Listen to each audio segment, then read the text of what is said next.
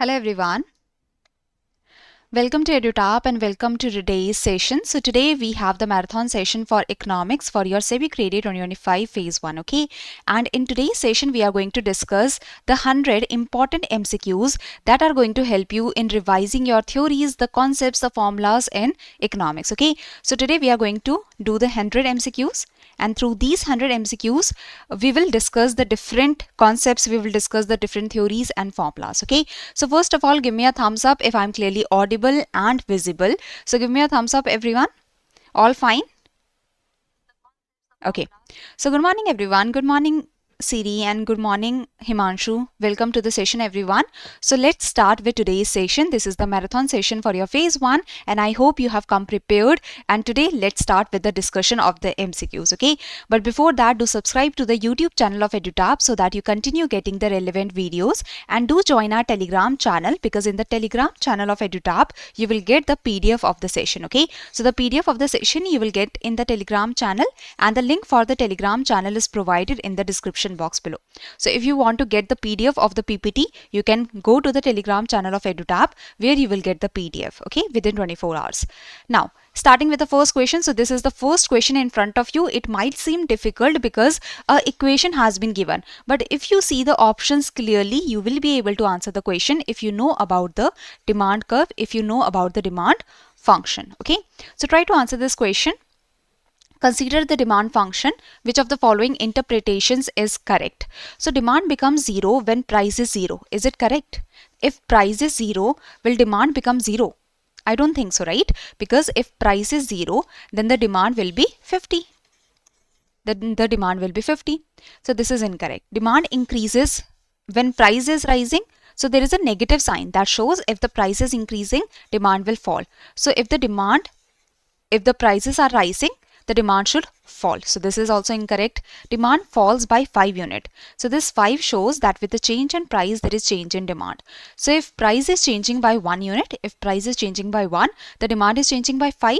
So that is correct. So C is the right answer here. Right? Yes, everyone has given the right answer. So good to see. So C is the right answer, okay?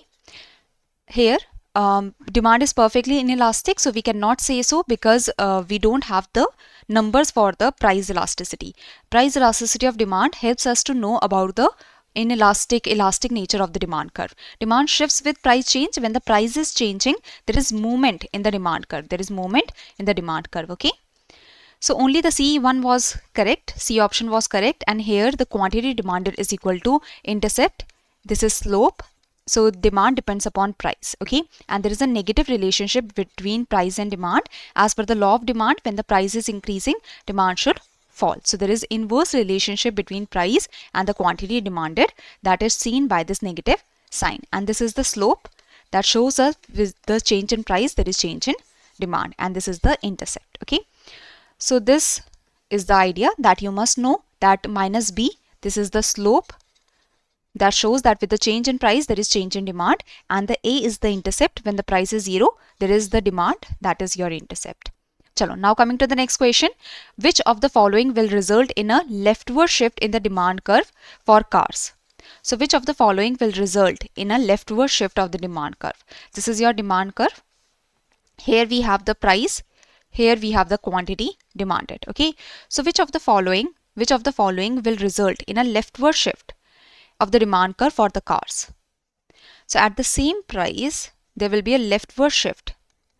So demand should be falling.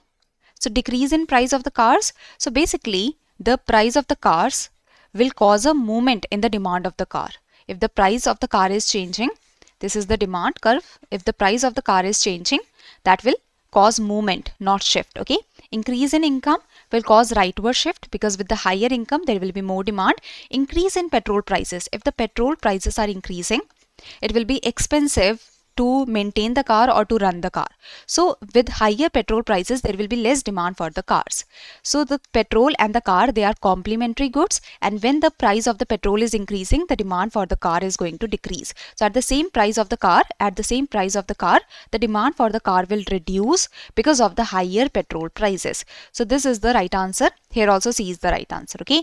Increase in population, improvement in the road infrastructure, this will increase the demand for the cars. Okay, so basically there is less at the same price for the cars, there is less demand for the cars because of the taste shift to lesser popularity or decrease in population or income is decreasing, price of substitute is falling or the price of complement is rising. So for the car, the complementary good is petrol. So if the petrol prices are increasing, the demand for cars will reduce. Okay. Now coming to the next question, very easy question, and such kind of questions we have seen in the phase 1 of the SEBI Grade A or PFRD Grade A examination. So try to answer this question, that the law of supply states that which of the following is correct.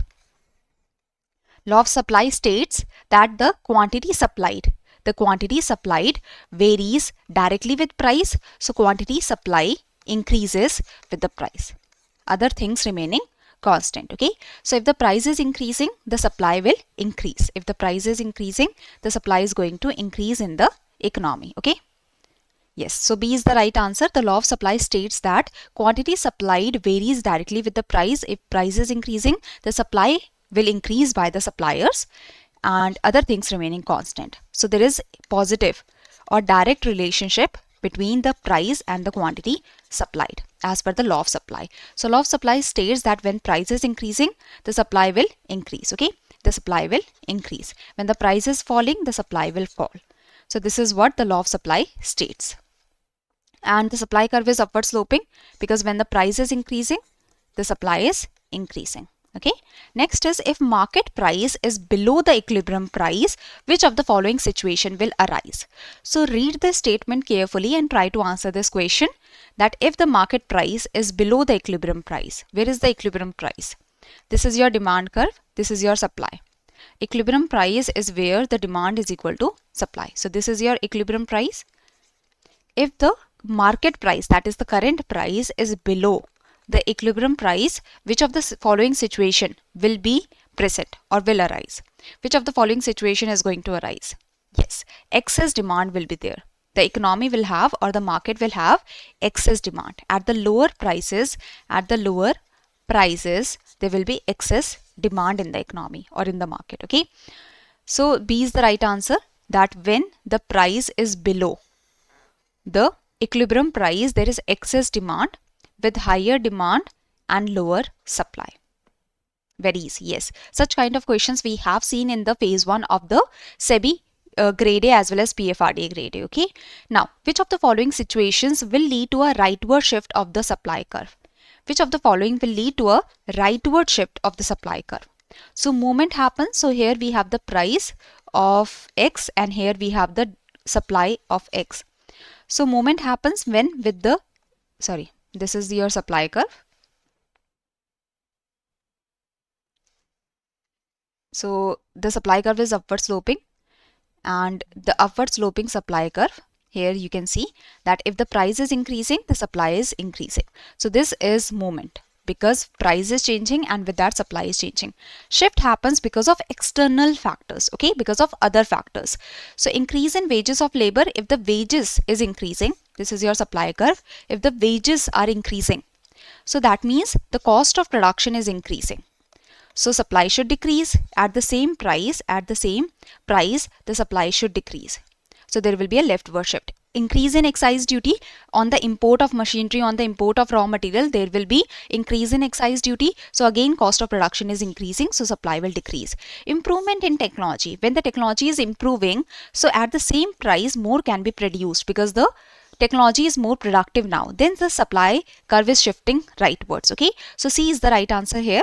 Expectation of higher future prices. If the producers are expecting higher future prices, so they will keep the inventories right now and they will want to supply more in the future. Okay, so they will not want to supply right now, they will want to supply in the future.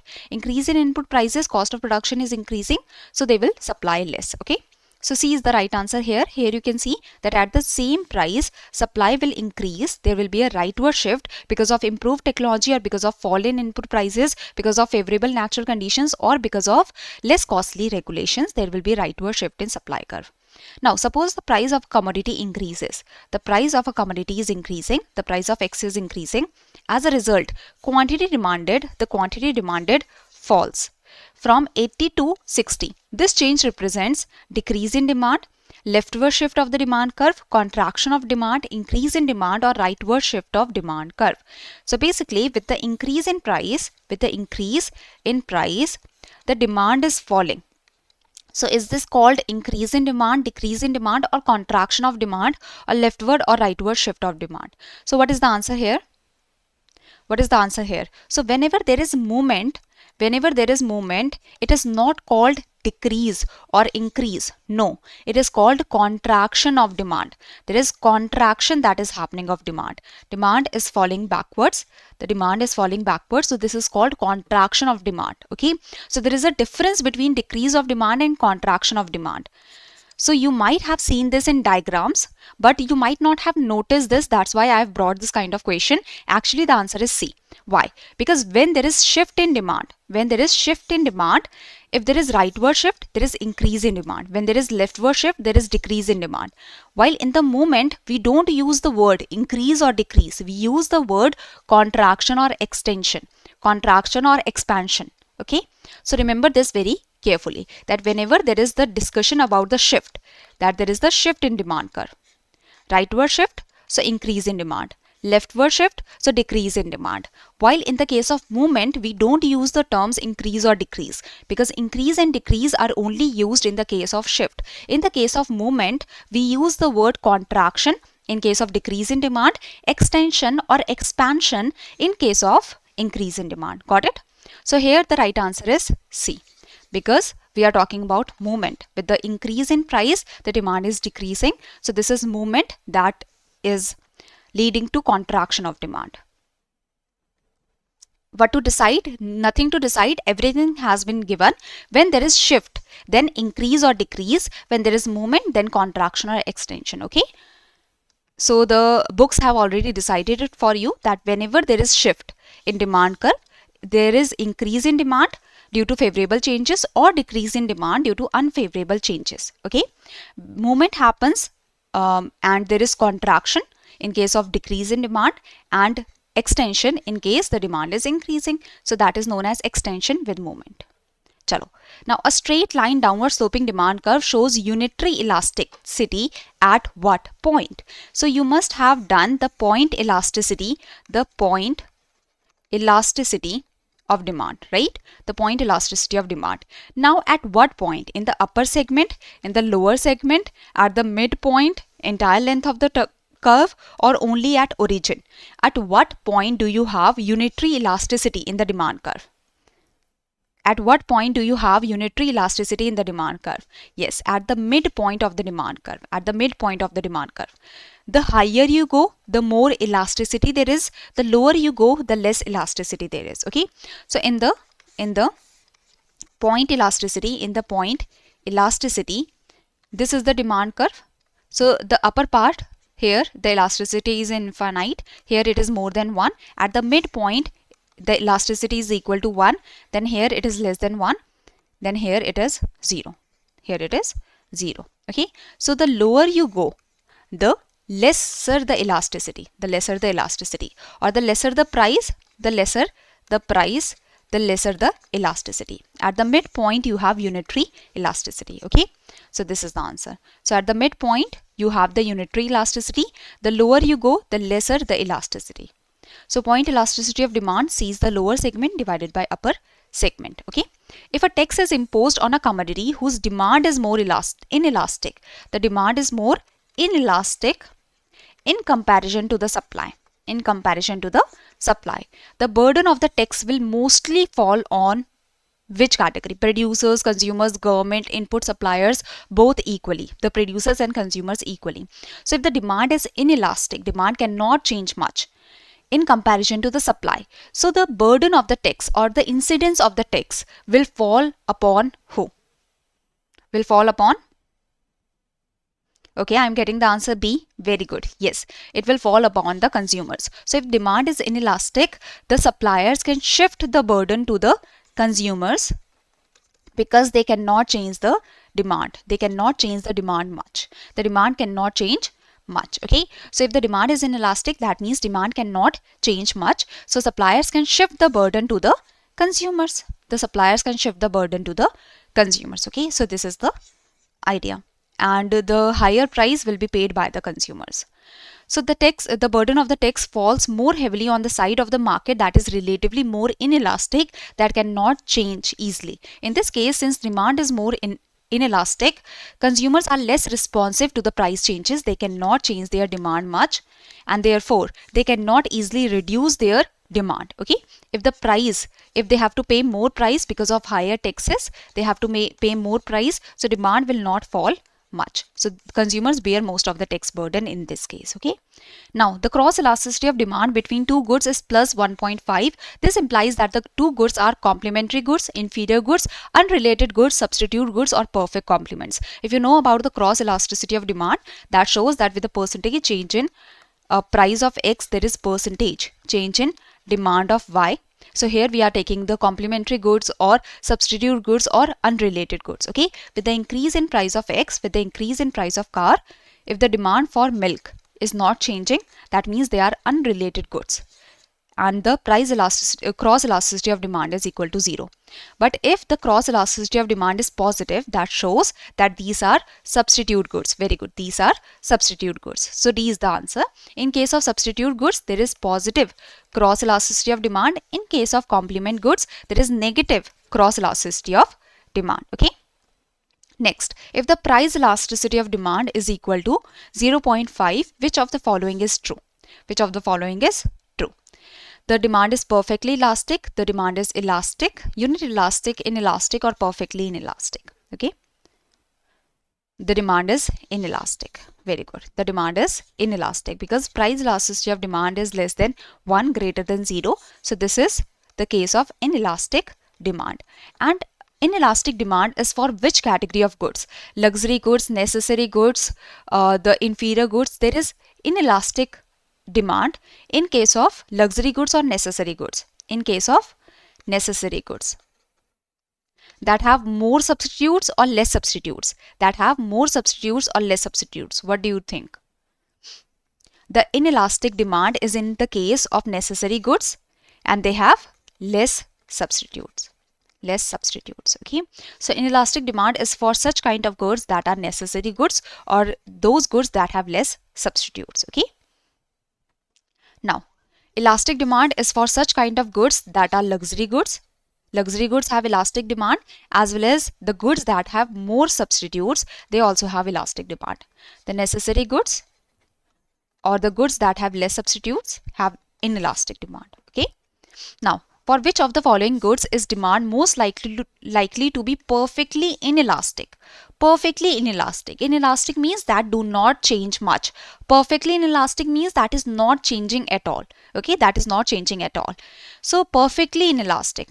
For which of the following goods is the demand most likely to be perfectly inelastic? The demand is not changing at all.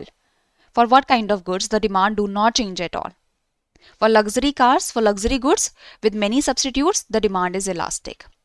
Salt with no close substitutes, the demand can be inelastic. Okay. Mobile phones with many substitutes, elastic demand, because demand can change because many substitutes are there. Television with many substitutes, elastic demand. Life-saving drug with no substitute at all. Life-saving drug with no substitute. So in this case, the demand will be perfectly inelastic. For the insulin, there is no substitute at all. So demand is perfectly inelastic, demand do not change at all. Okay. So here the answer is D. Here the answer is D. Salt with no close substitute. See, instead of using the iodine salt, you can have the rock salt, or kala namak is there, different kind of salts are there. Okay. So instead of using the iodine salt, you can have the other kind of salt also. Salt with no close substitutes. The close substitutes are not present, but there are the other substitutes. So the demand is inelastic. Okay. For life-saving drug, there is no substitute at all. So perfectly inelastic demand. Chalo.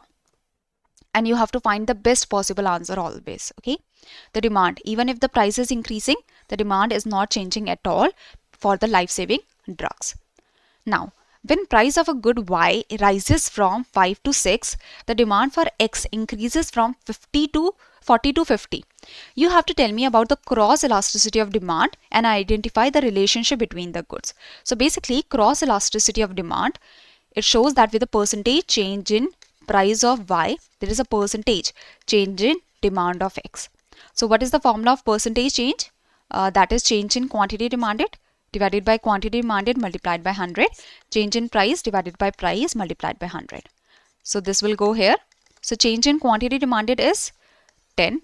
Change in quantity demanded, original quantity multiplied by price divided by change in price. So change in quantity demanded is how much? Change in quantity demanded is 10. Original quantity was 40. Original price was 5. The change in price is 1. So here the answer will be 1.25. And will it be positive or negative? Will it be positive or negative? So the answer should be C or D. We have found the cross elasticity of demand as 1.25. Now identify the relationship. Negative for complementary goods, positive for substitute goods. They are substitute goods because with the increase in price of Y, the demand for good X is increasing. So positive sign is for substitute goods. Positive sign is for substitute goods. Okay. So they are substitute goods. So this is the answer. Okay. The answer here is positive because with the increase in price, the demand is increasing. So this is for the substitute goods. This is for the substitute goods. When the price is increasing, the demand is increasing. So this is for the substitute goods. So D is the answer. Chalo. If income elasticity of demand for good is greater than 1, income elasticity, the income elasticity of demand for a good is greater than 1. The good is generally classified as inferior good, necessity, essential good, luxury good, or given good. The income elasticity of demand is greater than 1. That means it is positive and it is greater than 1. So this is the luxury good. The luxury goods, they have greater than 1. Income elasticity of demand. Okay. For the inferior goods, the income elasticity of demand is positive or negative. For the inferior good, the income elasticity of demand, is negative. For necessity goods, the income elasticity of demand is positive, but it is less than 1 or greater than 0. Less than 1 and greater than 0. Essential goods, income elasticity of demand can be 0. Okay, because even if your income is increasing or decreasing, you have to buy the insulin injections or you have to buy the life-saving drugs. So for essential good, income elasticity of demand can be 0. For luxury goods, income elasticity of demand is positive and greater than 1. Okay, so this is the idea. And inferior goods, they are the given goods, they are a special kind of inferior good. So they have income elasticity of demand that is negative. Okay. So this is the idea. So the greater than 1, the income elasticity of demand is greater than 1 for the luxury goods. Luxury goods greater than 1 income elasticity of demand. Chalo. Now, which of the following correctly describes a given good? Which of the following correctly describes a given good? What are the conditionalities for the given good in case of income elasticity of demand and price elasticity of demand? In case of income elasticity of demand and price elasticity of demand, which of the following correctly describes a given good? Given good is a kind of inferior good. So the given good is a special kind of inferior good, and inferior goods, they have a negative income elasticity of demand. They have a negative income elasticity of demand. So negative income elasticity. Now given goods are special kind of inferior goods because they have positive price elasticity of demand, or they have positive relationship with price. Okay, so they have positive price elasticity. So D is the answer here. So normal goods, they have a positive relationship with income, negative relationship with price. Inferior goods, they have a negative relationship with income and negative relationship with price. Given goods, they have a negative relationship with income but positive relation with price. So given goods, they have a positive relation with price. Okay. Now, in developing countries, this is a application based question. So try to think about this question a little and then try to answer this. Okay. In developing countries, industrial supply tends to be more elastic than agricultural supply. Mainly due to what? Try to answer this.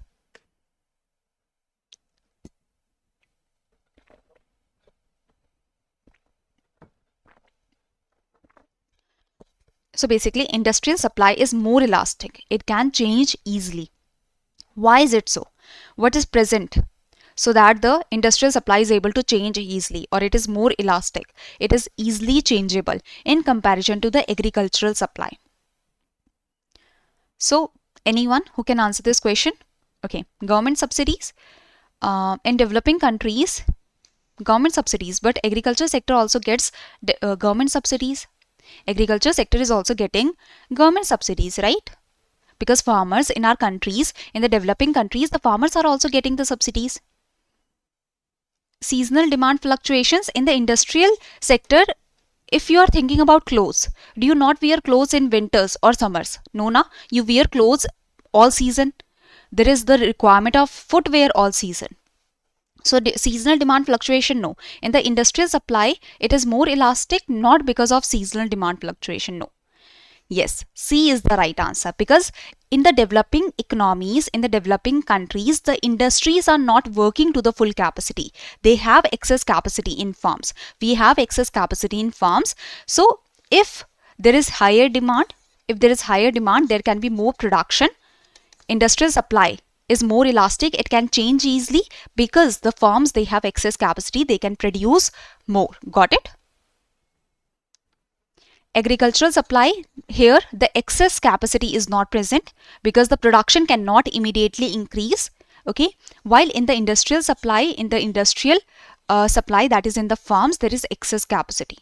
There is capacity that is available. So as soon as there is more requirement, as soon as there is more demand, the production can increase. Okay, so this is a little logical question.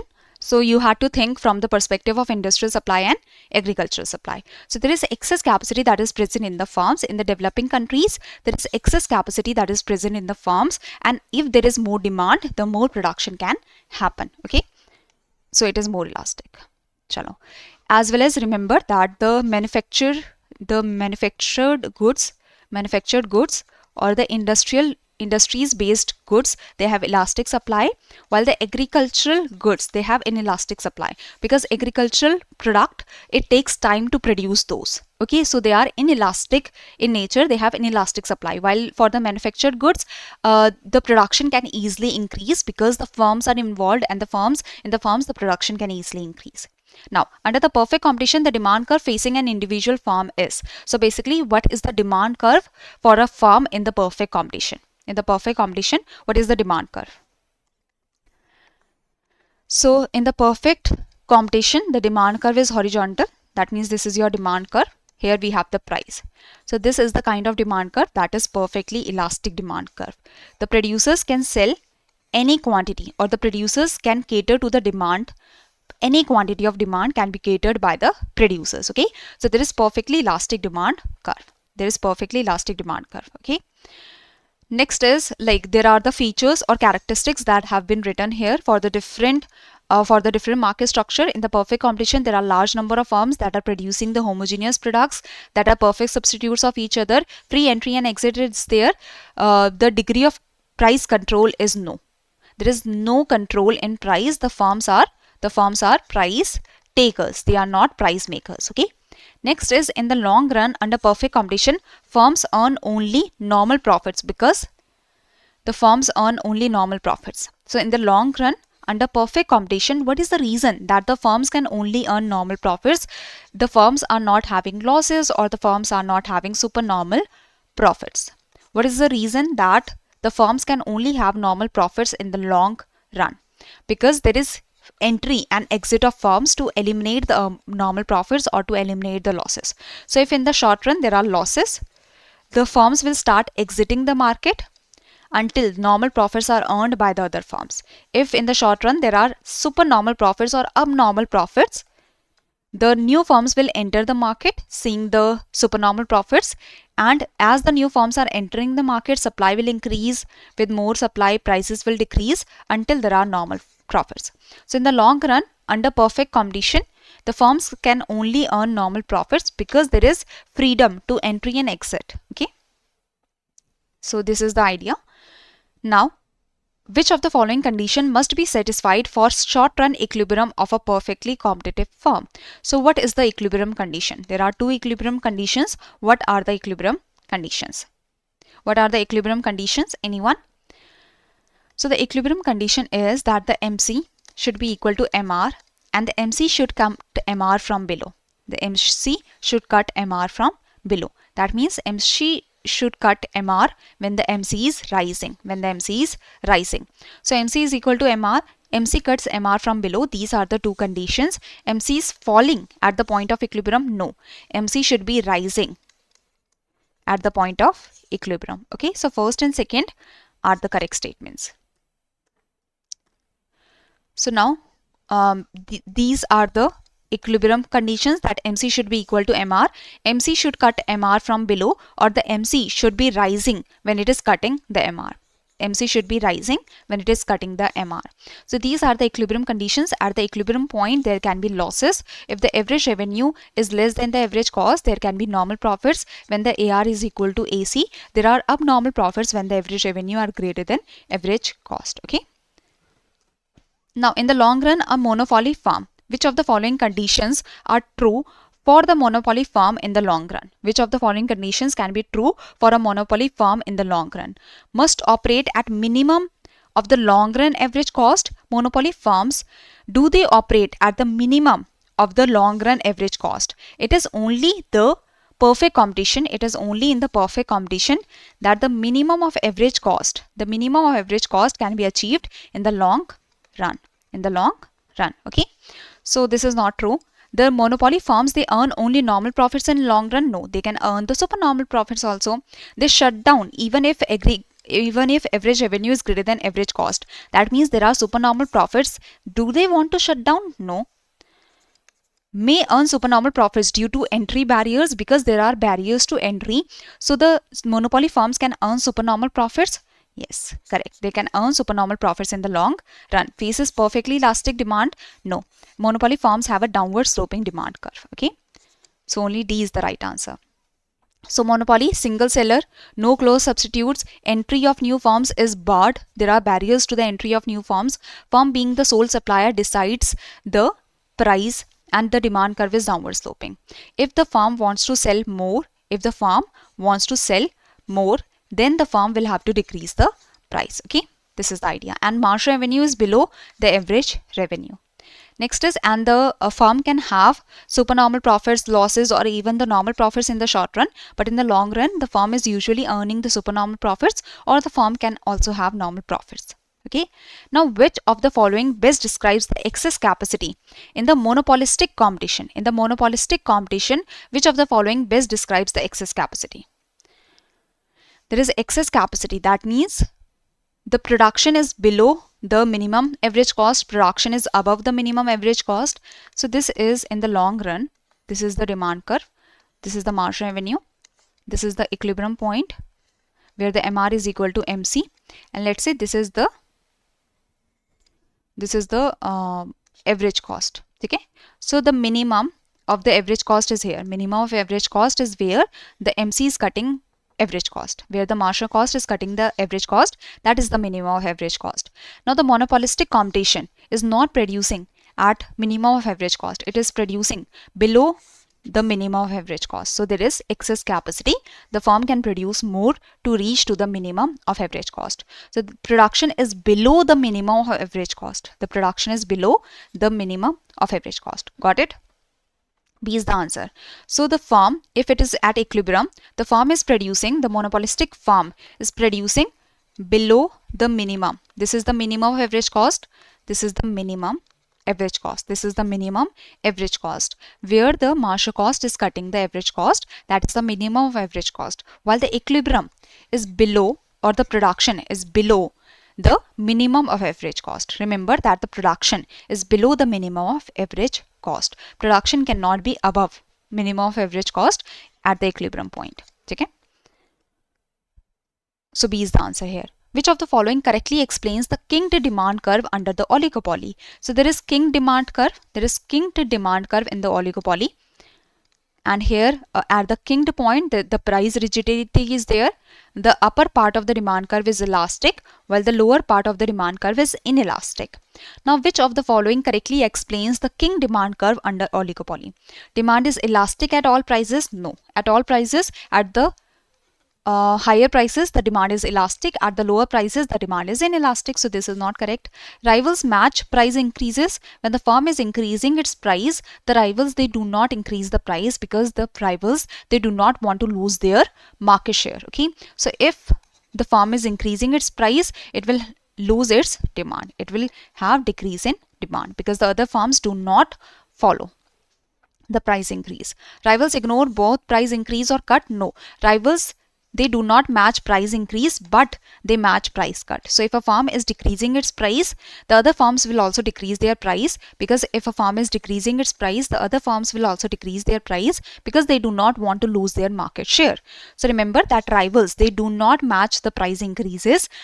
That's why there is elastic demand at the higher prices, because the demand can decrease with the more prices, and there is inelastic demand at the lower prices. If the price is decreasing, the other firms will also decrease their price because they do not want to lose the market share. So the rivals, they match the price cuts so that they do not lose the market share. Yes, correct. So Suzy assumes that if oligopolistic firm lowers its price, the rivals will react by matching the price cut to avoid losing their customers. So if a rival, or if a firm is decreasing its price, the other firms will also decrease their price so that they do not lose a lot of market share. Okay. Now, in Cournot's duopoly model, if there are n firms in the industry, each firm supplies which of the following? If you know the answer, you know the answer. Otherwise, there is no benefit in answering this kind of question, because this is directly factual, or this is directly formula based. Okay. So try to answer this question, that if in Cournot's duopoly model, if there are n firms in the industry, each firm will supply how much? Each firm will supply. So the total supply in the industry will be n plus 1, but each firm will supply 1 upon n plus 1. So each firm will supply 1 upon n plus 1. So Cournot model, in the Cournot model, the duopolies, that is the two firms, they assume that if I change my output, the other firm will keep its output constant, will not change its output. So firms think that they can change their quantity, the other firm will not change its quantity.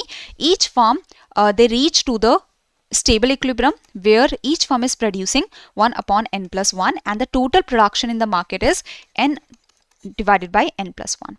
So this is the total production in the market, while each firm is producing 1 upon n plus 1. Okay. Now, Bertrand's duopoly model leads to competitive price primarily because, so Bertrand's duopoly model is at equilibrium, and the equilibrium is at the competitive price, that is at the perfect competition price. This is because of which of the reason? This is because of the assumption that has been taken by the Bertrand. What is the assumption that has been taken by the Bertrand? So Cournot model has taken the assumption that the firm A is thinking that I can change my output, the other firm will keep its output constant. The other firm will keep its output constant. While in the Bertrand model, the assumption that has been taken is that the firm A is thinking that I can change my price, the other firm will keep its price constant. So firm assumes rival's price is fixed. Rival price is fixed. The rival will not change its price. That's why the Bertrand duopoly model, this is the assumption that the Bertrand has taken. So the duopolist will decide about the price. So in the duopolist, firm A is deciding its price and is changing its price, thinking that the other firm will keep its price constant, and at last there is the equilibrium that is achieved at the perfect competitive price. Okay, so this is the idea. Now, which feature distinguishes between the Edgeworth's duopoly model and the Bertrand's model? So Edgeworth model has also assumed the assumption taken by Bertrand model that the firm A can change its price, thinking that the other firm will keep its price constant. Now, the Edgeworth duopoly model has taken the same assumption, but what is the major feature that is distinguishing the Edgeworth and the Bertrand models? So that is no free entry into the industry, no. In the Edgeworth model, it was assumed that there is limited production capacity, while in the Bertrand model, it was assumed that there is unlimited production capacity. So Edgeworth model, there is limited productive capacity of the firms. So this is the feature that distinguishes the Edgeworth duopoly model from the Bertrand duopoly model, because in the Edgeworth model, it was assumed that there is limited productive capacity of the firms. Okay. So in the Bertrand and Edgeworth, they both are assuming that a firm can change its price, thinking that the other firm will not change its price. The firm can change its price, thinking that the other firm will not change its price. So that means they do not recognize the mutual interdependence. If I am changing my price, the other firm can also change its price. So if I recognize the mutual interdependence, I will not take this kind of assumption. Okay. So here the answer is C and not D. In Bertrand as well as in Edgeworth model, they do not recognize the mutual interdependence. Okay. So it is important to note that there is a major difference between Edgeworth and Bertrand model. In Edgeworth model, the productive capacity of each duopolist firm is limited. So in the Edgeworth model, there is limited production capacity. That's why there is perpetual disequilibrium and the price keep oscillating between the monopoly price and competitive price. Okay, the price keeps oscillating between monopoly price and competitive price because there is limited production capacity, and the firms are assuming that I can change my price, thinking that the other firm will not change its price. While in the Bertrand model, there is unlimited production capacity, so they are coming to the equilibrium at the competitive price. Now, in Stackelberg's duopoly model, the leader firm gains higher profit because it has what kind of idea? In Stackelberg duopoly model, that is the extension of the Kuhnert model. Stackelberg duopoly model is the extension of the Kuhnert model. In the Stackelberg duopoly model, the leader firm gains higher profit because it assumes rivals will match its price. No. Incorporates the rivals' reaction curve into its decision. Think about it. The Stackelberg assumes, in the Stackelberg model, it is assumed that the firm A knows that the other firm is working on the Kuhnert assumption. That means firm A knows the reaction pattern of the firm B. So that means firm A is incorporating the rival's reaction curve into its decision, and the firm A is aware about the reaction and the actions of the firm B. So this is the right answer. B is the right answer. Okay. It does not assume that rivals will match its price. No.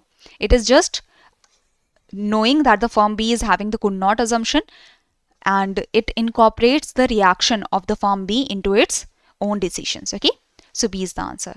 So this model was developed by German economist Heinrich von Stackelberg. This is an extension of the Kuhnert model.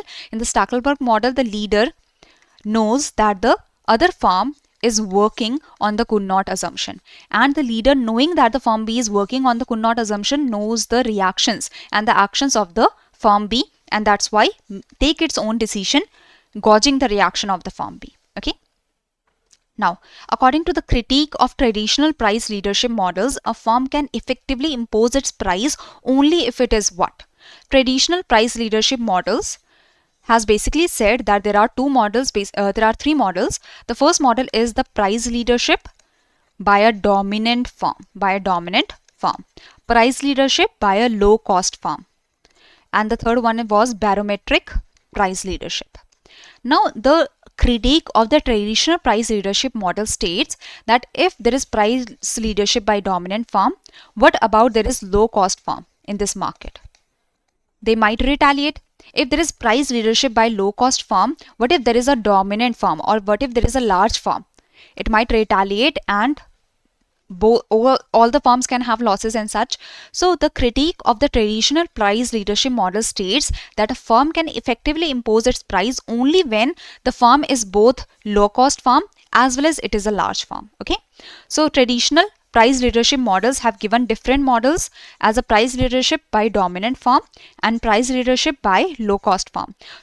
Critique of the traditional price leadership model states that instead of having two models, the firm should both be low cost and large firm, then it can impose its own price. Okay. Now, which of the following correctly defines value added method? Which of the following correctly defines value added? What is the idea of the value added, or what is the formula of the value added? Directly formula based question. Try to answer this.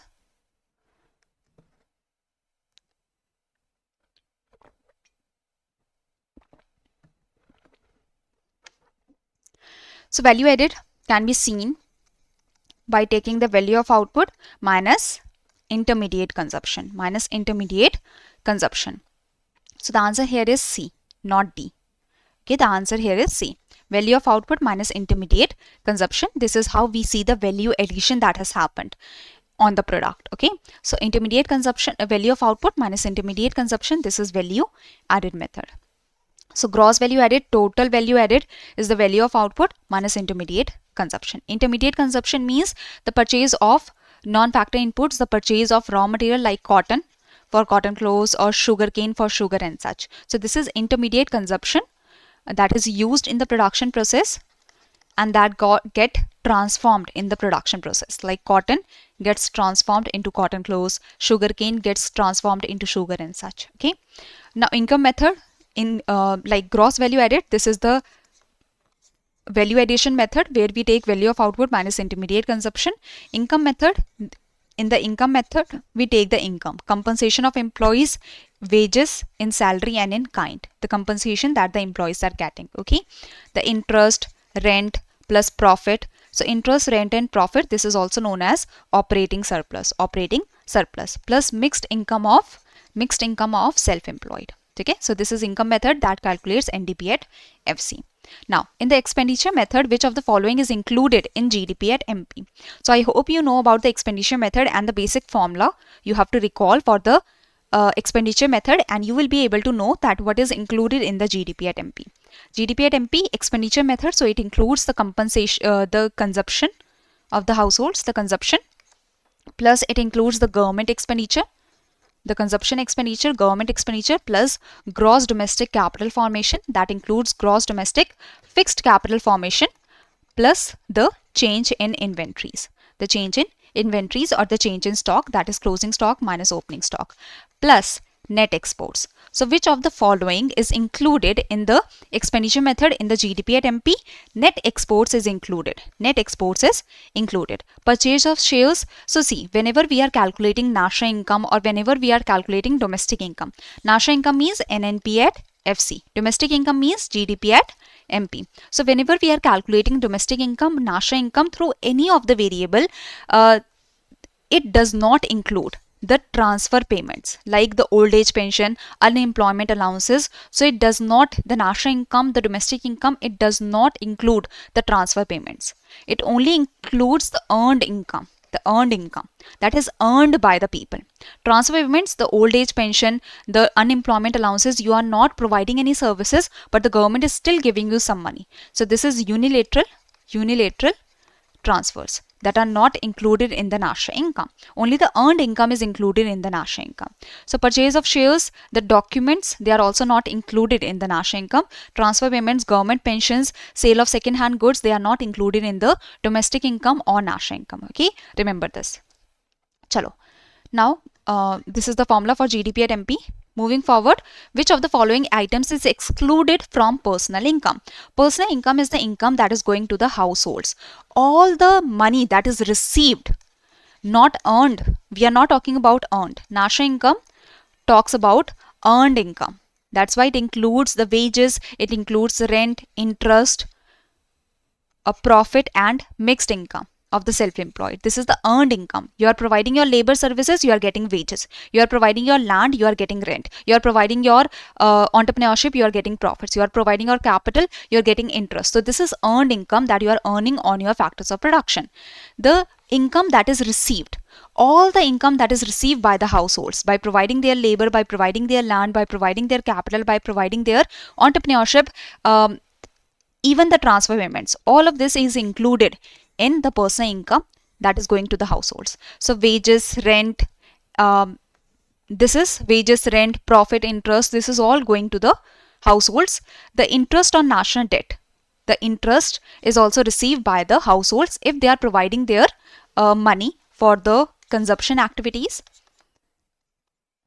If they are providing loan for the consumption activity, so they are earning interest. The transfer income, the transfer payments, they are also getting, households are also getting the subsidies, they are also getting unemployment allowances or old age pension and such, so they are also receiving transfer income. The corporate tax, so out of the profit, remember that there are three parts of the profit: undistributed profits or the retained earnings that is kept by the firm, the corporate tax that is kept by the firms that has to be paid to the government, the corporate tax. The last part is dividend. Dividend is the money that is going to the shareholders out of the profits. Okay, so the shareholder, the dividend that is going to the shareholders, this part goes to the household. The corporate tax and the undistributed profits, they are kept by the firms. Okay, so this is not going to the households. The C, corporate tax, it is not going to the household. So remember that in the personal income, whenever you want to calculate the personal income is the income, the personal income is the income of the households that is kept by the households or that is received by the households. So private income minus corporate tax minus undistributed profit. So corporate tax and the undistributed profits, they are kept with the firms, they are kept by the firms. So from the private income, deduct the money that is kept by the firms. So then you can get the money that is going to the households. Okay, so from the profits, only the dividends, they go to the shareholders, they go to the households. The corporate tax and undistributed profit, they are kept by the firms. So they have to be deducted to come to the personal income. Chalo. Now, if GDP at MP is known, national income can be derived by which of the following formula? So you just have to convert the GDP at MP to the NNP at FC. So now try to convert the GDP at MP into NNP at FC. Try to convert the GDP at MP into NNP at FC. So try to answer this, okay?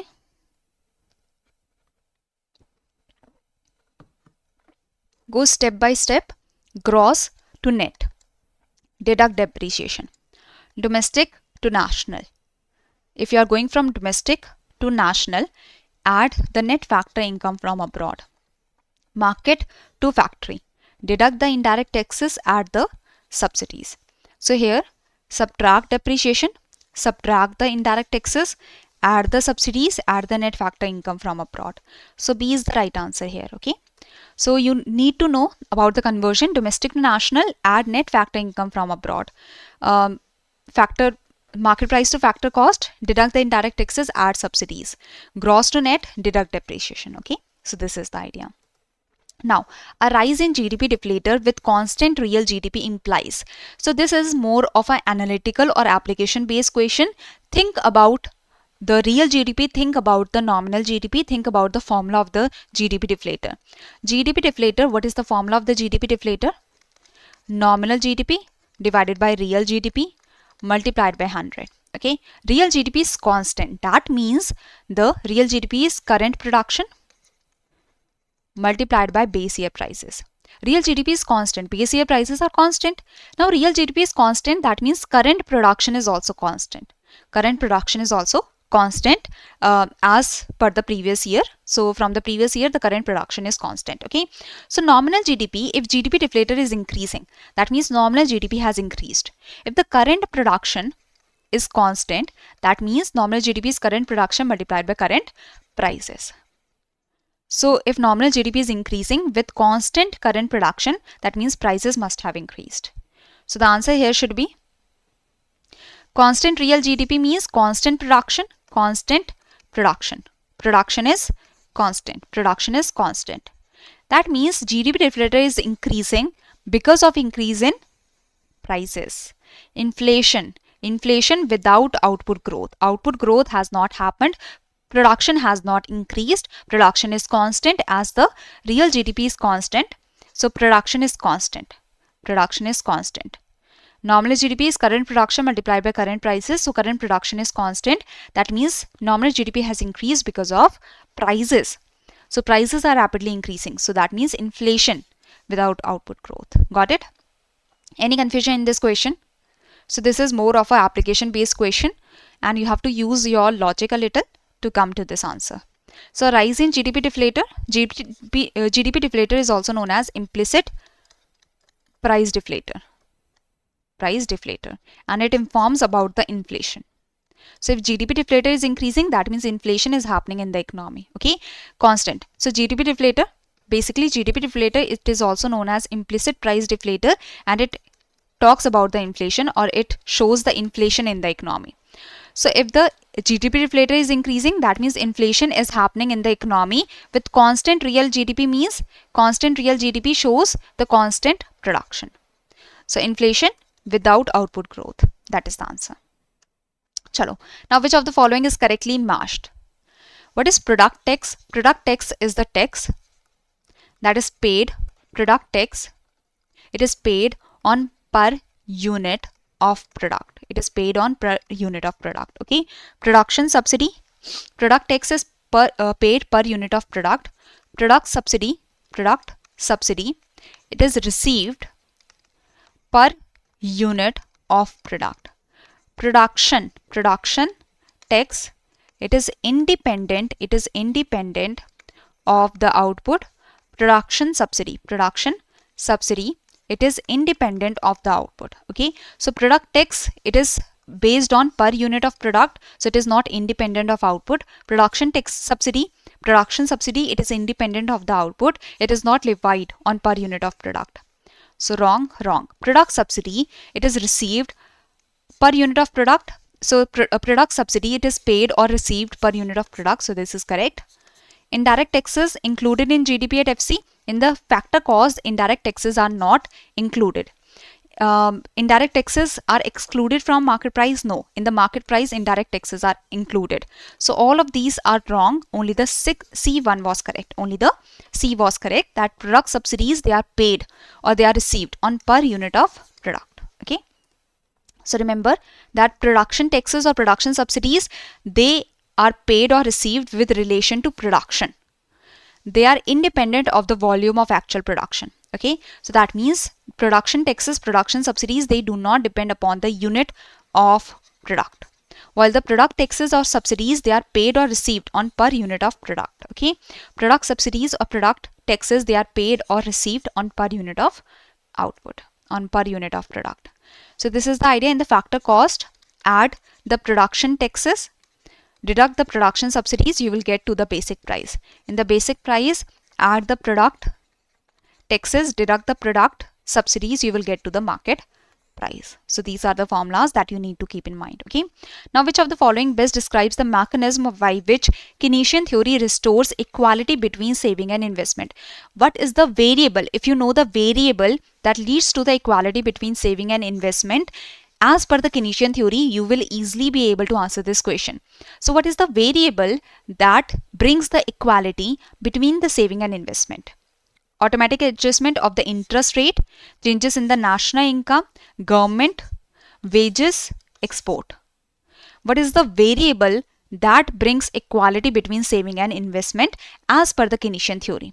So as per the classical theory, saving and investment equality is brought because of the interest rate, while as per the Keynesian theory, the saving and investment are equal on the basis of national income. Okay, so here the answer is B. Here the answer is B. Classical theory states that it is because of interest rate that there is equality between saving and investment. But the Keynesian theory states, the Keynesian economists state that the saving and investment are equal because of the national income. Changes in national income for savings to match investment. Okay, so B is the answer here. Got it? Why everyone has said A? Keynesian theory states that equality between saving and investment cannot be brought by the interest rate. It is because of national income that the saving is equal to investment. Here you can see that this was given by Keynes, that savings depend upon your income. Investment is independent of income. Investment, it does not depend upon income. Equality between saving and investment is at the equilibrium level of income. So saving is equal to investment at equilibrium level of income. Got it? So Keynes argued that savings depend on income, not interest rate. Therefore, adjustment in income are necessary to restore equality between saving and investment. So it is the national income that brings equality between saving and investment. Chalo. Suppose the aggregate demand in a Keynesian economy shift downward while wages remain sticky. Which of the following is the most likely short-run outcome according to Keynes? So in the Keynesian theory, wages and prices are sticky in the short run. So if the aggregate demand is decreasing, if the aggregate demand, this is your aggregate supply, this is the aggregate demand, if it is decreasing, what will happen in the economy? What is the most likely short-run outcome according to the Keynes? Full employment? No, Keynes has never talked about full employment. Only in the long run, full employment can be achieved. Output fall below potential. So here, if the aggregate demand is decreasing, the output is decreasing. Yes, it seems true, leading to involuntary unemployment. So if output is decreasing, if less has to be produced, that means less people will be employed. That means more unemployment. So this seems correct. Interest rate rise, so no. If the aggregate demand is falling, so we cannot say that interest rate is rising or such, okay? Or interest rate restore the equality? No. Keynes has never said that interest rate can restore the equality, so no. Firms reduce production only if wages are flexible, so wages are sticky, so no. Aggregate supply increases to match the fall in aggregate demand. If the demand is decreasing, the supply will also decrease, production will also decrease, so no. Only the B is the right answer. Okay, so if the aggregate demand is falling, so the equilibrium will also fall. The equilibrium will also fall and the equilibrium output will also fall. Now, under the classical school of thinking, Say's law of market implies that direct question, easy question, and such kind of questions we have seen in the phase 1 in the SEBI Grade A, PFRD Grade A direct question. Okay, Say's law of market implies what? What is the Say's law of market? What is the Say's law? Say's law states that supply creates its own demand. Supply creates its own demand. So E is the right answer. Very good. Correct, Siddharth. Correct, Abhishek. Very good. So supply creates its own demand. Okay. In a 3-sector economy, the equilibrium national income is achieved when? So in the 3-sector economy, that means the households are present, the farms are present, the government is present. The rest of the world is not present because we have a 3-sector economy. In the 3-sector economy, at the equilibrium point, aggregate demand is equal to aggregate supply, and at this point, the saving plus taxes should be equal to investment plus government expenditure. That means leakages should be equal to injection. At the equilibrium point, at the equilibrium national income, thus leakages should be equal to injections. So C is the answer here. Why not this? Because the rest of the world is not present. In the 3-sector economy, the rest of the world is not present. So import, export, it is not happening. So C is the right answer. Okay. So in the 3-sector economy, where the households are present, farms are present, government is present, so saving plus taxes should be equal to investment plus government expenditure. Saving is a leakage, investment is an injection. Taxes are leakages, government expenditure is the injection. So leakages should be equal to injections. Okay. Now, according to the classical model, what is the shape of the aggregate supply and what is the variable that is the equilibrating force between saving and investment? What brings equilibrium between saving and investment? Try to answer this.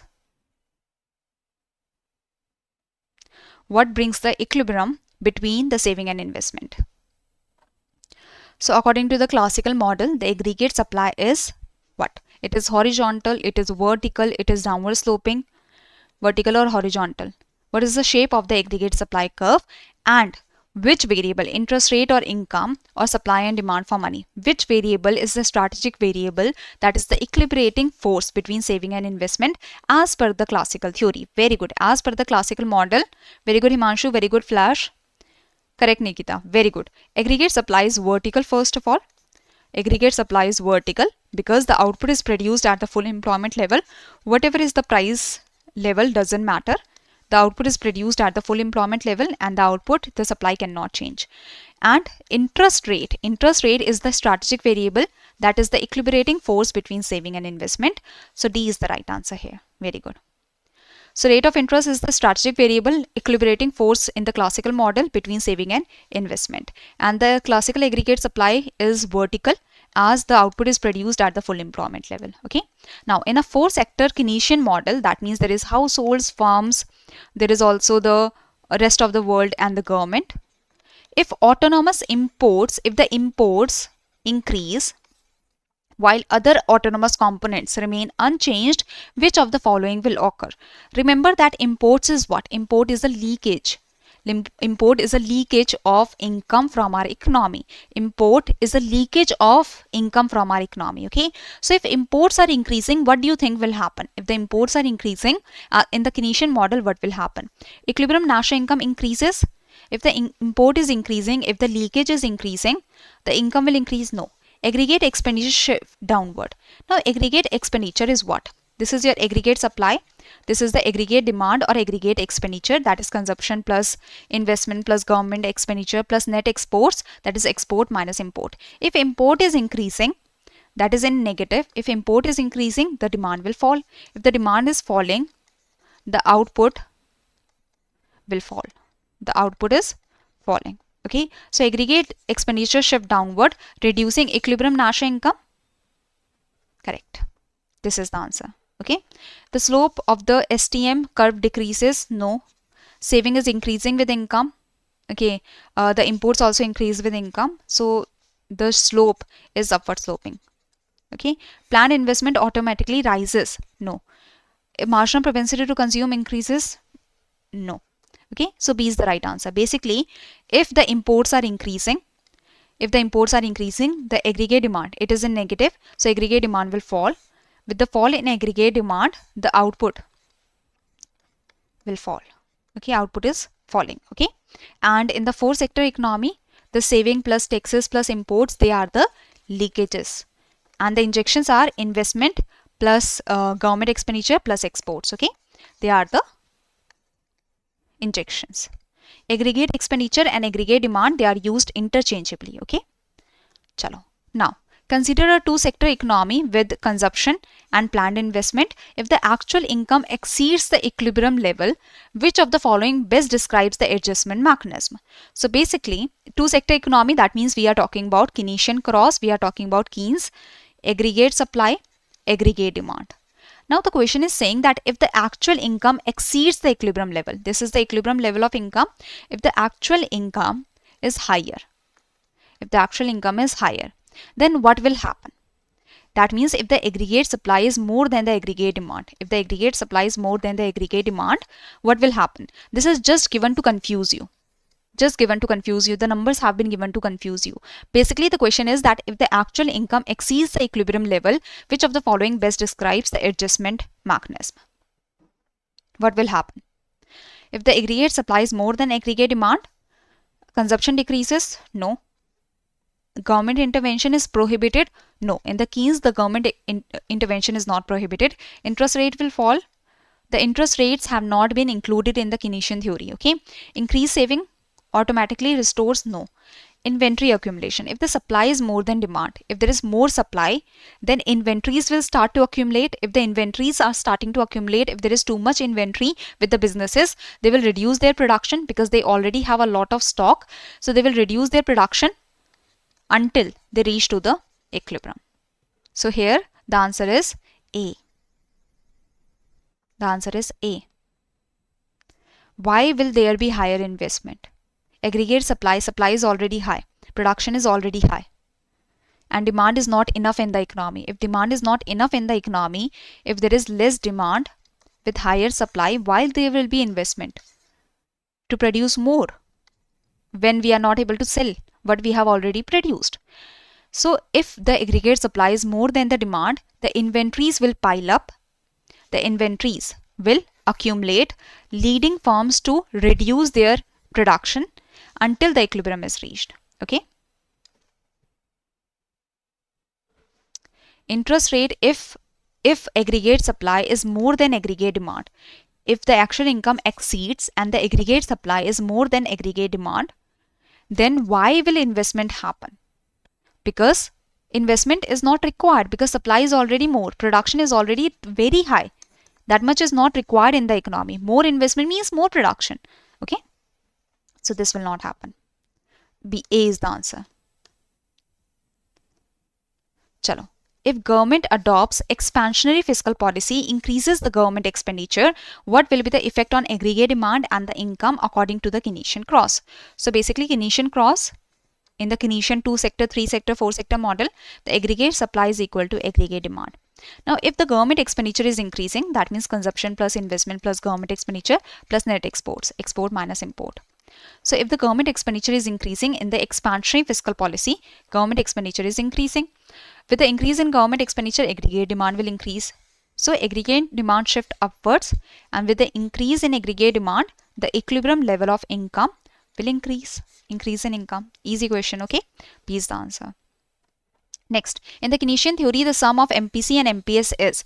Easy question, direct question. If you know the answer, you will be able to answer. Okay, MPC plus MPS is equal to what? Is always greater than 1, less than 1, equal to 1, equal to APC or equal to any variable? What is the answer here? MPS plus MPC is always greater than 1, less than 1, equal to 1, equal to APC or variable, equal to 1. MPS plus MPC is equal to 1. MPS plus MPC is equal to 1. APS plus APC is equal to 1. Okay. The main difference between Keynes and Kuznets consumption function is that. So what is the main difference between the Keynesian consumption function and the Kuznets consumption function? What is the main difference between the two? What is the main difference between the two? So Kuznets function has an intercept. Keynes does not. So no, in the Keynes consumption function, there is an intercept. The Keynes consumption function is this. The Kuznets consumption function is this. So Keynes consumption function has a intercept. So this is not correct. APC is falling in Kuznets? No. As per Keynes, the APC is falling when the income is increasing, and as per Kuznets, the APC is constant as the income is increasing. So as per Kuznets, the APC is constant. So this is wrong, this is wrong. Keynes function includes autonomous consumption. So in the Keynes function, we have the autonomous consumption. In the Kuznets, we don't have autonomous consumption. So C is the right answer. Okay. C is the right answer. Kuznets assumes MPC is less than APC. No. In the Keynes, it is assumed that the MPC is less than APC, not Kuznets. It is Keynes which has assumed it. Okay. Kuznets function is short run. No. Kuznets function is said to be the long run function. So Keynes function includes autonomous consumption. Yes, Keynes function includes autonomous consumption, while in the Kuznets, we don't have autonomous consumption. The Kuznets consumption function is like this. Got it? So C is the answer. So this is the Keynes consumption function. This is the Kuznets consumption function. Keynes has said that APC decreases as the income is increasing. MPC is constant and the MPC is less than the APC. As per Kuznets, the APC is constant as the income is increasing and vice versa. And the MPC is also constant and they are equal. APC is equal to MPC. Chalo. Now consider a consumption function. If autonomous consumption rises, if autonomous consumption is increasing due to a sudden windfall gain because of the increase in real wealth, but MPC remains constant. Now in the consumption function, MPC is the slope. So slope is constant, but the autonomous consumption is increasing. Which of the following occurs? So this is the consumption function. Consumption is equal to autonomous consumption plus BY. Now slope is same. There is same slope, but the intercept is increasing. Intercept is increasing. The slope is same. So this is the new consumption function. So what is happening? The slope is same, only the consumption function is shifting upward. So there is the function shifts upward parallelly to the original line. C is the answer. Okay. So basically, if there is the increase in real wealth, windfall gain that is happening. So if the autonomous consumption is increasing without any change in slope, so there is parallel shift. But let's say MPC is increasing, the slope is increasing. Then what will happen? If the slope increases, the consumption function becomes steeper or flatter. If the MPC is increasing, the consumption function will become steeper or it will become flatter. The consumption function will become steeper. If the MPC is decreasing, the consumption function will become flatter. Okay, will rotate downwards. Yes, very good. Chalo. If consumption function is this, what is the level of saving? That you have to tell me. So basically a direct equation based question. Here the consumption is equal to 100 plus 0.75 disposable income. You can keep 500 here and you can solve the equation. Disposable income is consumption plus saving. So if you have the disposable income, if you have the consumption, so saving can be calculated. Or through the consumption function, you can take out the saving function. Autonomous consumption is autonomous dis-saving. This is MPC. So 1 minus MPC is MPS. So 1 minus 0.75 is 0.25 disposable income multiplied by disposable income. So saving can be calculated like this also. So the answer is 25. The saving is 25. You can directly through the consumption function, you can calculate the saving directly by putting the values in the consumption function, and then disposable income is equal to consumption plus saving. Saving is disposable income minus consumption, or from the consumption function you can take out the saving function. Okay, the answer is 25 here. Chalo. Now, which of the following statements about the marginal propensity to consume in Keynesian theory is true? So which of the following statement about the MPC is true under the Keynesian theory? Okay, so read the statements carefully and try to answer this question. MPC increases as income rises and decreases as income decreases. So MPC, is it changing?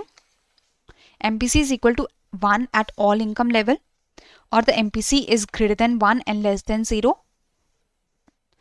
MPC is constant for a linear consumption function. MPC, is it constant, or MPC is greater than APC?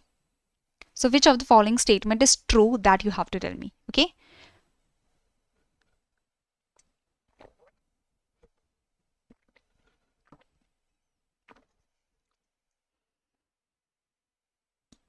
Read the statement very, very carefully. MPC do not increase or decrease. MPC can be less than 1 or greater than 0. So less than 0, no, it can be greater than 0 or less than 1. Less than 1. Okay. So MPC can be less than 1, greater than 0. So MPC is not equal to 1, it is less than 1 or more than 0. MPC is constant for a linear consumption function. So yes, for a linear consumption function, the MPC, the slope is constant. So D is the answer here. Okay, the D is the answer. APC is more than MPC. MPC is constant. As per Keynes theory, MPC is constant. MPC is constant. The slope is constant. The slope is constant for a linear consumption function. Okay, APC is more than MPC. As income increases, the APC decreases, but it is still more than MPC. Now, according to Dusenberry's relative income hypothesis, if all income in a society double, an individual's APC will, so basically Dusenberry relative income hypothesis has stated that the consumption depends upon relative income. The consumption depends upon relative income. If the relative income, if all income, if the absolute income is getting doubled, that means relative income is same, because the income of all the people is getting doubled. So relative income is same. The relative income is same. A and B had the income of 100 and 200. Their income has doubled. Their income has doubled. So relative income is same. The A's income was half of the B's income. Now also A's income is half of the B's income. So if the relative income is same, then the APC will remain the same. The APC will remain the same. So Dusenberry's relative income hypothesis states that the consumption depends upon relative income. If relative income is constant, that means consumption is also, APC is also constant. Chalo. So this is the relative income. So basically, it is important to note that relative income theory implies that the increase in income of a community, even if absolute income is increasing, the relative distribution of income is same. So the APC remains constant. Okay. Next is if the MEC schedule shift rightward. If the MEC, this is the marginal efficiency .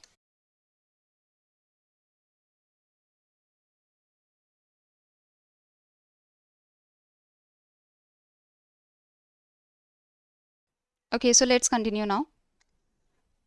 Can anyone confirm that is it fine now? Let me see, okay.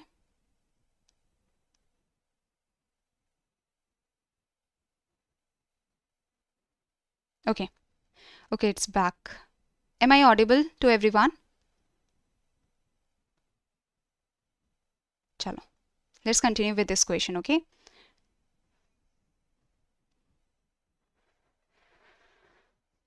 I don't know, I talked to the team and now it's fine. Chalo. Let's continue. So if the MEC schedule shifts rightward due to better expectations. So what is happening? This was the question where we stopped, right? Let me see. Chalo. So B is the answer, correct. So this is the MEC schedule. This is the MEC. And here we have the rate of interest. Here we have the investment. Okay. So at this rate of interest, let's say this is the investment that is happening. MEC is the marginal efficiency of capital that shows the expected rate of profit. Expected rate of profit. Okay. So here the expected rate of profit, basically the businesses are expecting better returns. So that means they are expecting more profits, higher rate of profit. So this is the MEC. that means investment will increase because there is higher expectation for the profit. So with higher MEC, the more investment will happen, investment will increase. Chalo, let's continue now.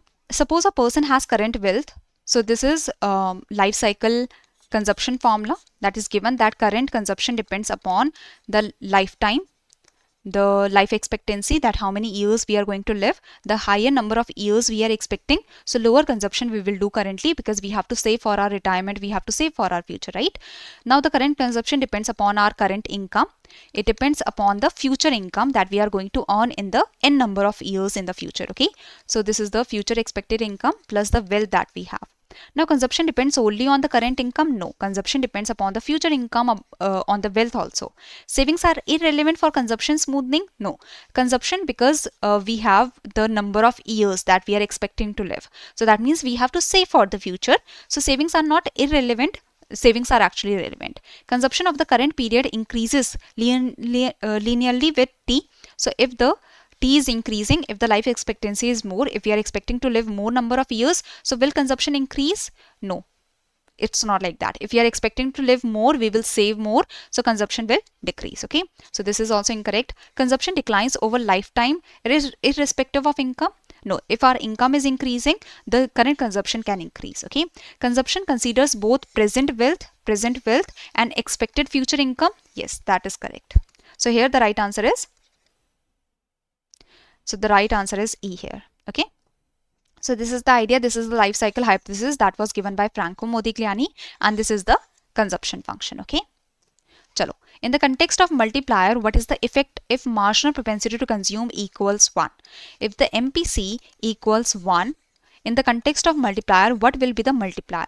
So the basic formula of multiplier is 1 upon 1 minus MPC. If MPC is 1, that means multiplier will be 1 upon 0. That means multiplier will be infinity. The multiplier will be infinity. This is the answer. So I hope this is clear, that the multiplier will be infinity.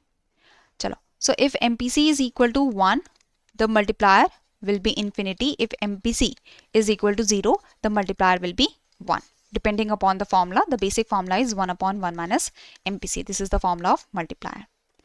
Now coming to the next question, suppose in an open economy, MPC is this, MPS, MPM, that is marginal propensity to import, is this, the effective multiplier is, or the open economy multiplier is. What is the formula of the export multiplier or the effective multiplier? The formula is 1 upon 1 minus MPC plus MPM. Okay, so MPC, 1 minus MPC is MPS, so 1 upon MPS plus MPM. So effective multiplier is 1 upon 0. So 1 minus MPC is 0.2, that is MPS is 0.2, MPM is 0.25. So 1 upon 0.45. So what is the effective multiplier? What is the effective multiplier? What is the effective multiplier here? Is it 2, 1.5, 1.25, 4, 3? What is the effective multiplier? What is the value? So value will be 2.22. So that is very near to 2. So answer here will be 2. Okay. So this is the idea. The effective multiplier, the formula is 1 upon 1 minus MPC plus MPM, that is 1 upon MPS plus MPM. Okay. So this is the effective multiplier, and the answer here will be 2. Now, one thing that you have to keep in mind, that if the MPS is increasing or if the MPM is increasing, what will happen to the multiplier? Will it increase or decrease? Will it increase or decrease? What will happen? So if the leakages, because saving and the imports, they are the leakages. So if the leakages are increasing, what will happen to the multiplier? The multiplier will decrease. The multiplier will decrease. But if the MPC, that is an injection, consumption is an injection. If the injection is increasing, the multiplier will increase. Okay. Very good. Correct. Now, in a scenario where income increases, induced investment rises by 3 times the income change. So basically, if the income is increasing, the induced investment, that is the net investment, we can say the net investment is rising by 3 times. and the MPC is 0.6. Which combination is true for the super multiplier process? Super multiplier means accelerator plus multiplier. So accelerator coefficient is what? And in the multiplier, what is the investment multiplier? So what is the accelerator coefficient? Accelerator coefficient is capital output ratio. Accelerator coefficient is V. In the accelerator principle, the change in income, with the change in income, there is net investment that is happening. There is increase in investment with the capital output ratio. Depending on the capital output ratio, that is the accelerator coefficient. So if the income is increasing, investment is increasing by 3 times. That means accelerator coefficient or the capital output ratio is 3. The capital output ratio is 3. Investment multiplier, now MPC is given. So 1 upon 1 minus MPC, that is 1 upon 1 minus 0.6, that is 1 upon 0.4. So here the investment multiplier is 2.5. Got it? So B is the answer. Chalo. So capital output ratio, so basically what is happening, that the capital output ratio is the super multiplier is the combination of accelerator and the multiplier. So here, with the increase in income, with the increase in output, there is the requirement for the net investment. There is the requirement to increase the capital stock. So net investment is required to increase the output by the capital output ratio. That is, the net investment is increasing by 3 times with the increase in income. So capital output ratio is 3.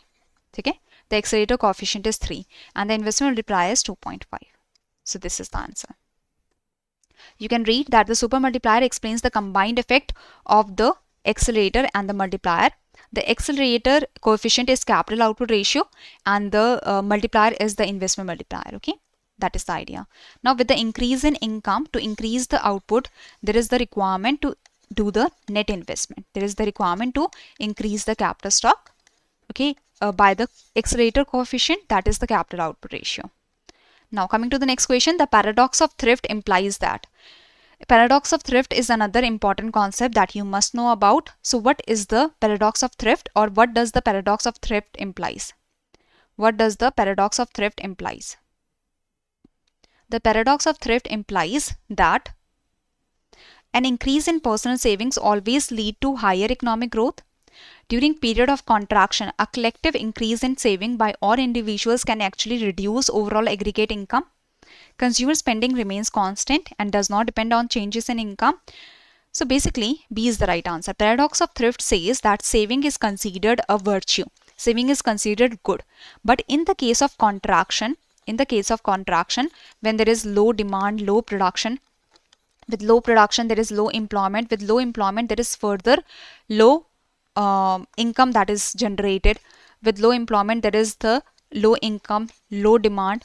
In this case, if there is low demand, if the saving is increased, if people are saving more, that means consumption will decrease. If people have started to save more because of the negative situation in the economy, because of pessimistic situation, because of contraction, the people have started to save more. So consumption will further decrease and demand will further decrease.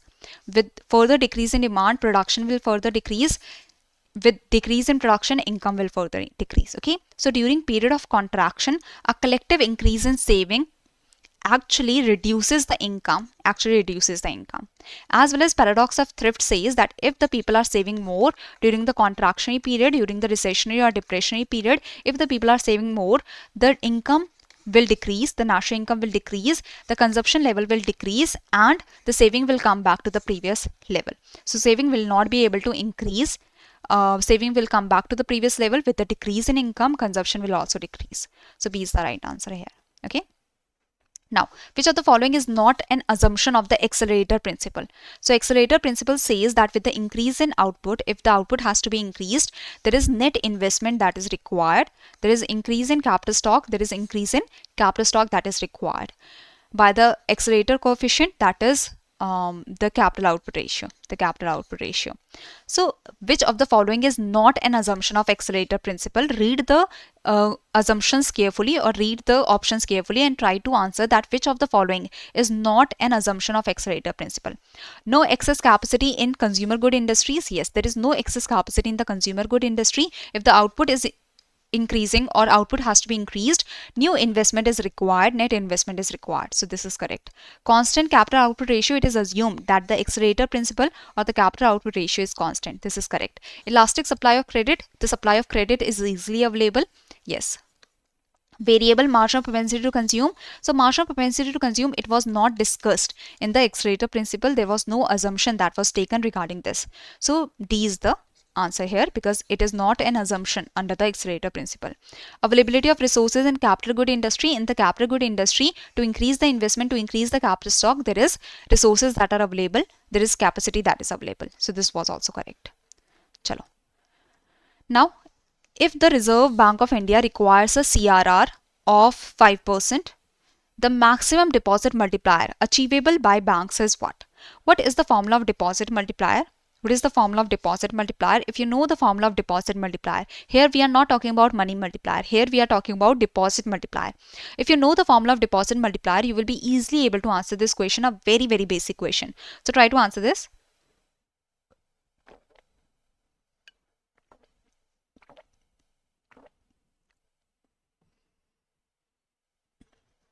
What is deposit multiplier? It is 1 upon R. Basically, it is 1 upon R.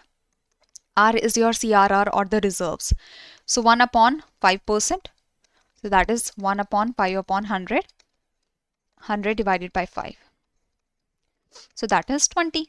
So the maximum deposit multiplier achievable by banks is 20. So deposit multiplier formula is 1 upon R, and with this formula we can easily calculate the deposit multiplier. The answer here is 20.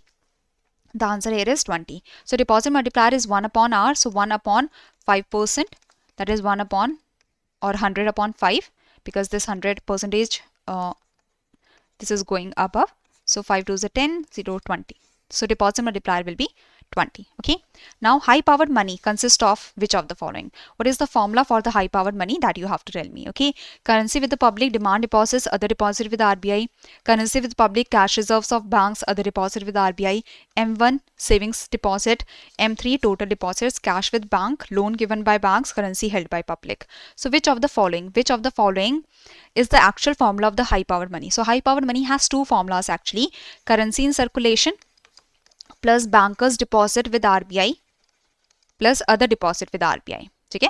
Another formula is cash with public plus reserves of bank reserves plus other deposit with RBI. So currency with public, cash reserves of the banks plus other deposit with RBI.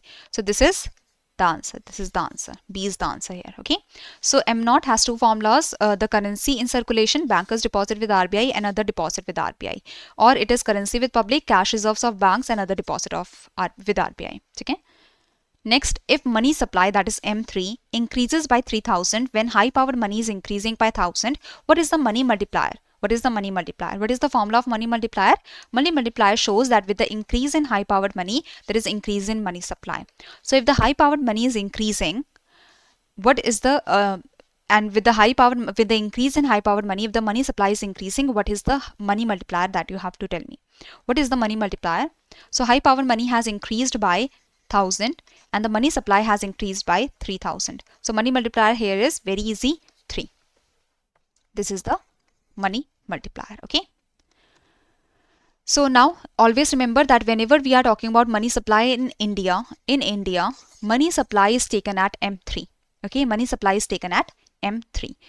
So there are different measures of money supply, M1, M2, M3, M4, but in India we only take M3 as the measure of money supply. Okay, so money multiplier is equal to money supply divided by high powered money. That means M3 divided by high powered money, that can be written as M0 or H. Chalo. Now if the money multiplier, in the money multiplier formula, the size of multiplier increases. The multiplier is increasing if the R, that is the reserve deposit ratio, and the K, that is the currency deposit ratio, is increasing, decreasing. R is increasing, K is decreasing. So in which condition the money multiplier is going to increase? When the reserve deposit ratio is increasing and currency deposit ratio is decreasing, when both are increasing, then the multiplier will increase, or when both are decreasing, then the multiplier will increase, or when the R is increasing and K is increasing, or when R is decreasing and K is increasing. In which of the following condition In which of the following condition the money multiplier will increase? So money multiplier basically has the formula 1 plus k, k plus r. So k and r, the money multiplier has inverse relationship with k and r. If the money multiplier is increasing, that means the reserve deposit ratio and the the currency deposit ratio must be decreasing. Okay, so C is the answer.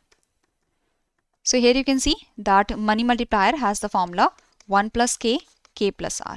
Okay, and the money multiplier has inverse relationship with these. Now, a commercial bank receives a deposit of 2000. The CRR is 10%. Assuming no leakages, the total potential credit creation is how much? That means you have to find the deposit multiplier, and with the help of deposit multiplier, you can show that how much multiplier, how much credit creation is possible. So deposit multiplier is 1 upon CRR, that is 10%. So that is 100 upon 10. So that is 10. Deposit multiplier is 10. So if the deposit is 2000, if the deposit is 2000, the deposit multiplier, that means the deposits will increase by 10 times in the credit creation process. So it will be 20,000. It will be 20,000. Total potential of credit creation is 20,000. Okay. The total potential of the credit creation is 20,000 because the deposit multiplier is 10.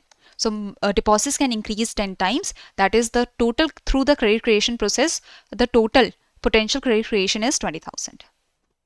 Now, in Keynesian liquidity preference theory, which of the following is true about M1 and M2? In the liquidity preference theory, the demand for money depends upon transaction motive, precautionary motive, and speculative motive. Okay, so demand for money depends upon the transaction and precautionary motive, that is taken as M1, and the speculative motive, that is taken as M2. Okay, now the transaction motive and precautionary motive, they depend upon the level of income.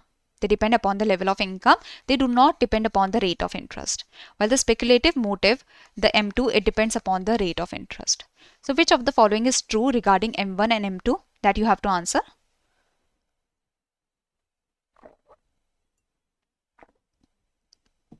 So try to answer this. So basically, M1 is interest inelastic. That means the transaction demand for money, precautionary demand for money, it does not depend upon the interest rate. M2 is interest elastic. That means the M2, speculative demand for money, changes with the rate of interest. So B is the right answer. Okay, B is the right answer. Now, which statement about the liquidity preference curve is correct?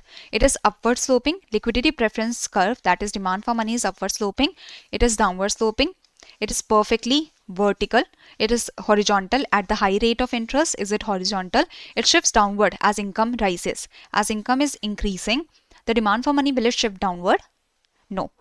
So which of the following, which statement about liquidity preference curve is correct? So liquidity preference curve, that is the demand for money with the rate of interest, it is downward sloping.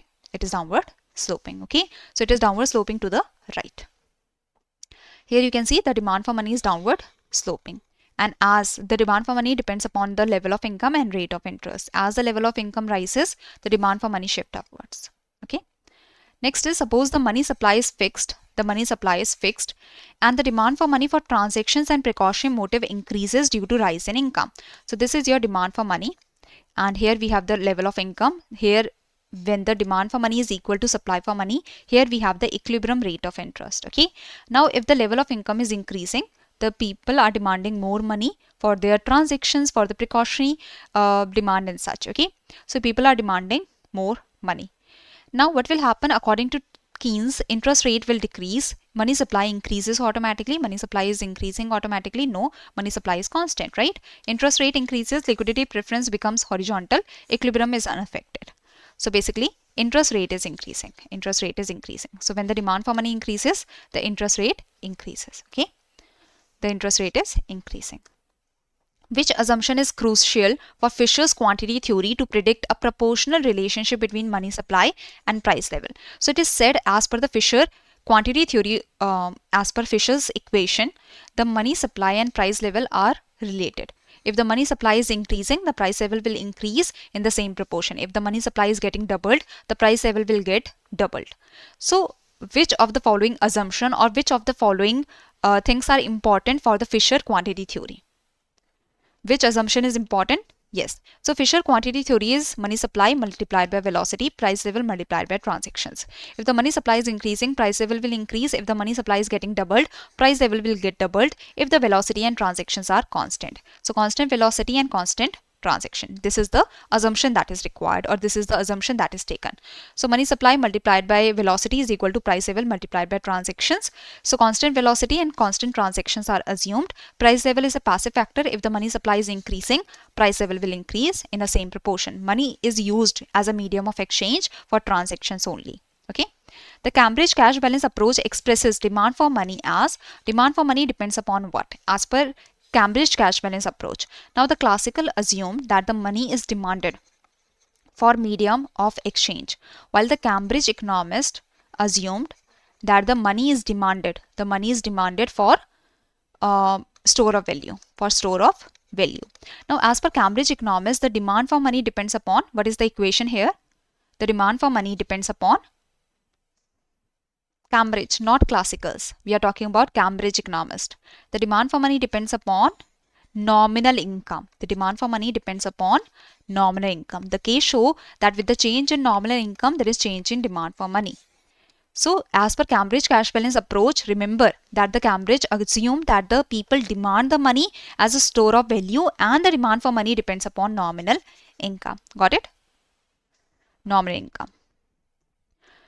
So the demand for money, the people demand the money and the demand for money depends upon nominal income. The demand for money depends upon nominal income. The case shows that with the change in nominal income, the demand for money is changing. Remember this. So the equation B is not correct because it is showing the real income. We have to take the nominal income. Chalo. So demand for money depends upon nominal income. Now coming to the next question, liquidity trap refers to a situation when dash and LM curve is dash. When the demand for money or supply for money is vertical, or supply for money or demand for money is horizontal, and the LM curve is vertical or horizontal. So which of the following will be true? Which of the following will be true? Try to answer this. Anyone who is able to answer?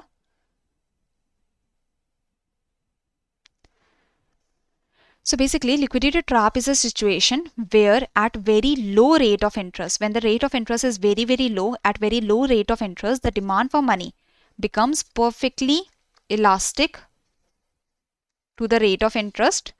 Okay, that means demand for money becomes horizontal to the rate of interest. The demand for money becomes horizontal to the rate of interest, and the LM curve, if the demand for money is horizontal, the LM curve will also be horizontal. The LM curve will also be horizontal.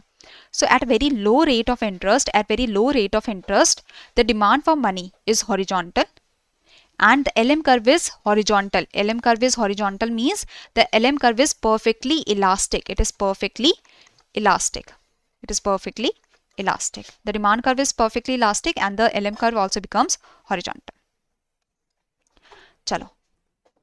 So here you can see the LM curve is perfectly elastic. Now, or it is horizontal. If the LM curve is horizontal, this is your IS curve. Now, which policy is effective? Monetary policy or fiscal policy? Which policy is effective? Monetary policy or fiscal policy? Which policy is effective?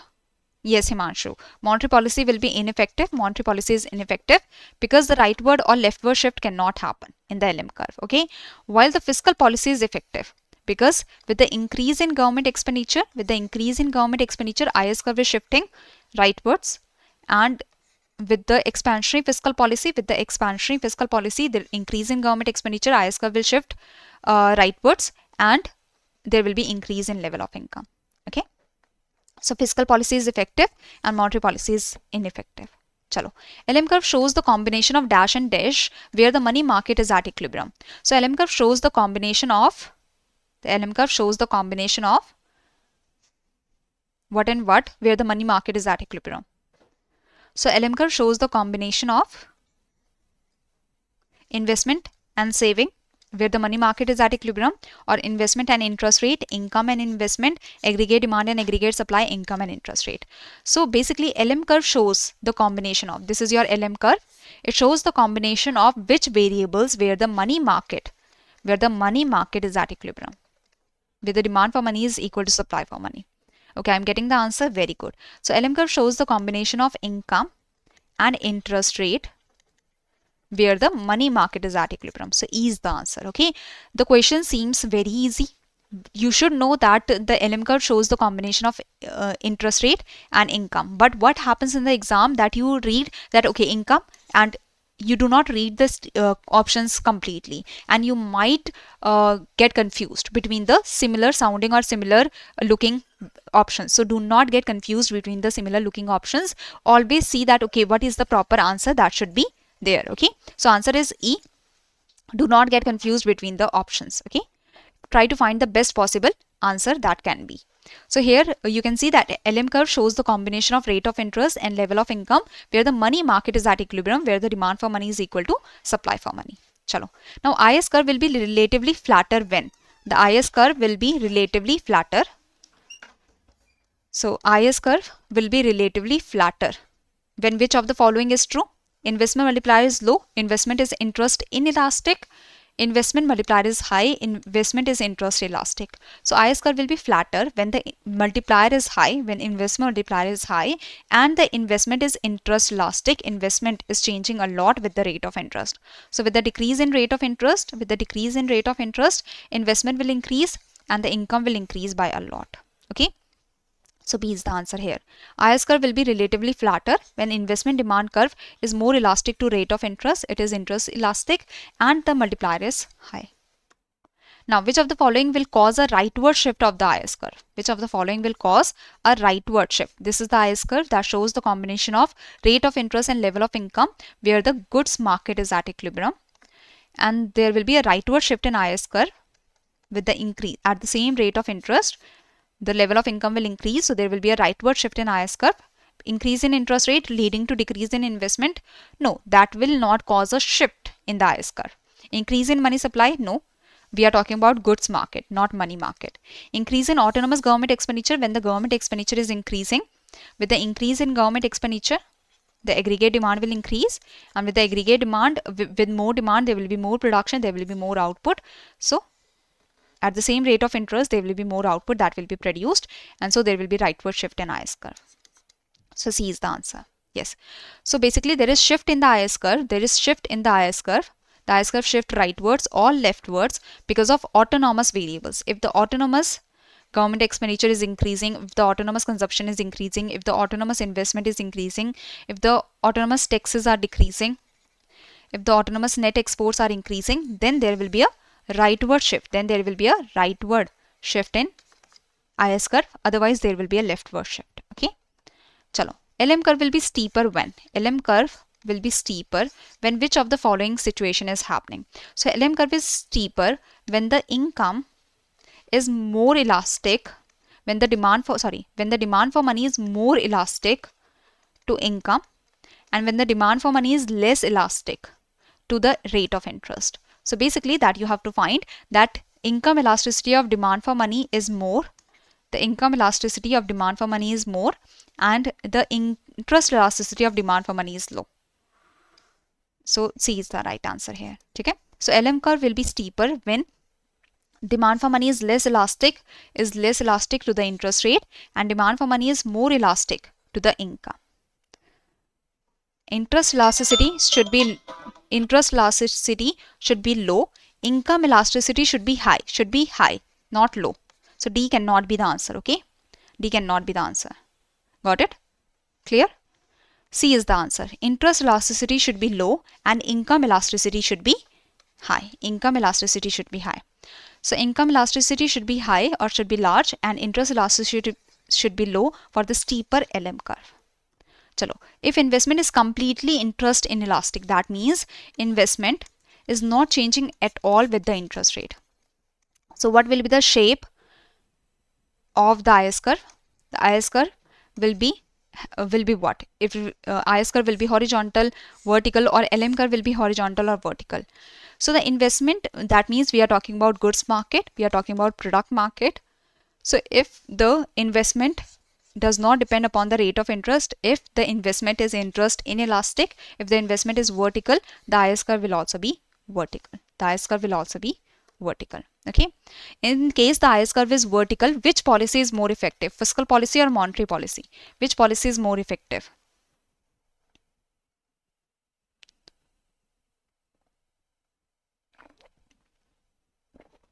Here, fiscal policy will be more effective because monetary policy, increase in money supply or decrease in money supply, is not able to change the level of income. But the fiscal policy, that is increase in government expenditure, rightward shift in IS curve, and the level of income will increase. So fiscal policy is more effective, okay, and the monetary policy is ineffective. Chalo. Now, which of the following match is correct on the basis of ISLM model? On the basis of ISLM model, which of the following match is incorrect? That you have to tell me. Okay, so increase in autonomous investment, if the autonomous investment is increasing, rightward shift in IS curve, correct. Decrease in autonomous consumption, leftward shift in IS curve, correct. Increase in autonomous investment, increase in government expenditure, increase in autonomous consumption, decrease in taxes, increase in net exports. This will cause rightward shift in IS curve. Okay, increase in taxes will cause leftward shift in IS curve, not rightward. Okay, decrease in taxes cause rightward.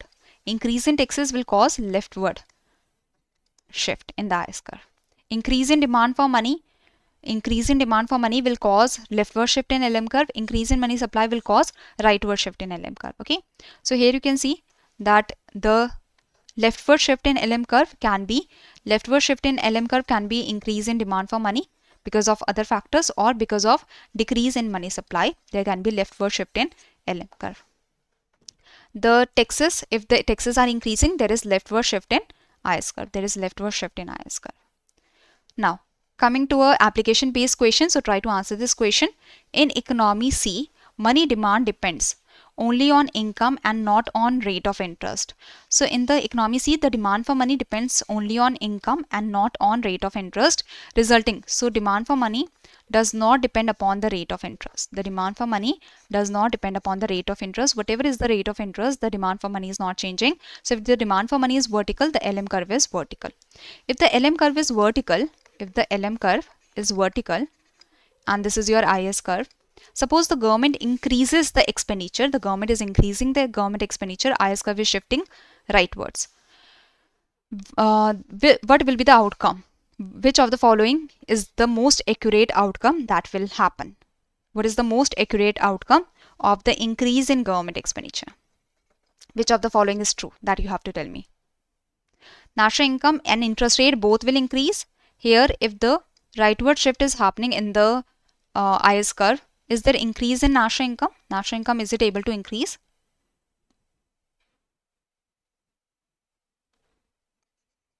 No. Read the statements carefully. What will happen? The LM curve is vertical. The IS curve is downward sloping. If the government expenditure is increasing, the fiscal policy is ineffective. If the government expenditure is increasing, IS curve is shifting rightwards, the output is not changing at all. Yes, national income remains unchanged while interest rate is increasing. Okay, so interest rate is changing, but the national income is not changing. So E is the answer here. Very good. So fiscal policy has no effect on output, only the rate of interest changes. With the expansionary government policy, only the rate of interest is increasing, level of income or output is same. Okay. Now, under the adaptive expectation theory, in the long run, in the long run, an expansionary monetary policy will result in. So basically, in the long run, what happens? In the long run, the unemployment is at the natural rate of unemployment. So unemployment does not change, and if there is more money supply, if there is expansionary monetary policy, that means there is more money supply. With more money supply, there will be more demand. If people have more money, the people will demand more, so prices will increase. So there is no change in unemployment rate, the inflation rate, because this is in the adaptive expectation theory, this is the Phillips curve, and in the long run, the unemployment is at the natural rate of unemployment, and the inflation rate can change. Inflation rate can increase. Okay, so C is the answer. So this is the long run. In the long run, the Phillips curve is vertical.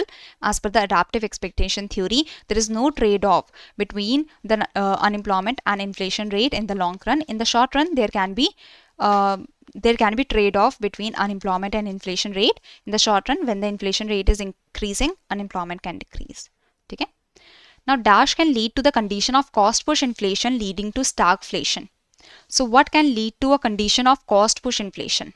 Decrease in aggregate demand, increase in aggregate demand, increase in aggregate supply, or decrease in aggregate supply. Think about cost push inflation. Why is cost push inflation happening? When the cost of production is increasing. When the cost of production is increasing. With the increase in cost of production, with the higher cost of production, there is cost push inflation. With the higher cost of production, there is increasing prices. Okay, that is leading to cost push inflation. With higher cost of production, the aggregate supply will decrease. Aggregate supply will decrease. So basically, this is your aggregate demand. This is the aggregate supply. At the higher cost of production, with more cost of production, the supply will decrease. With lower supply, here we have the price level.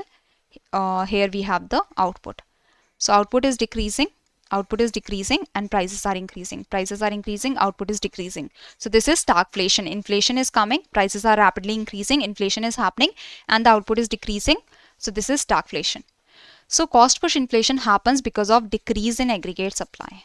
Okay, so because of decrease in aggregate supply, there is cost push inflation that leads to stagflation.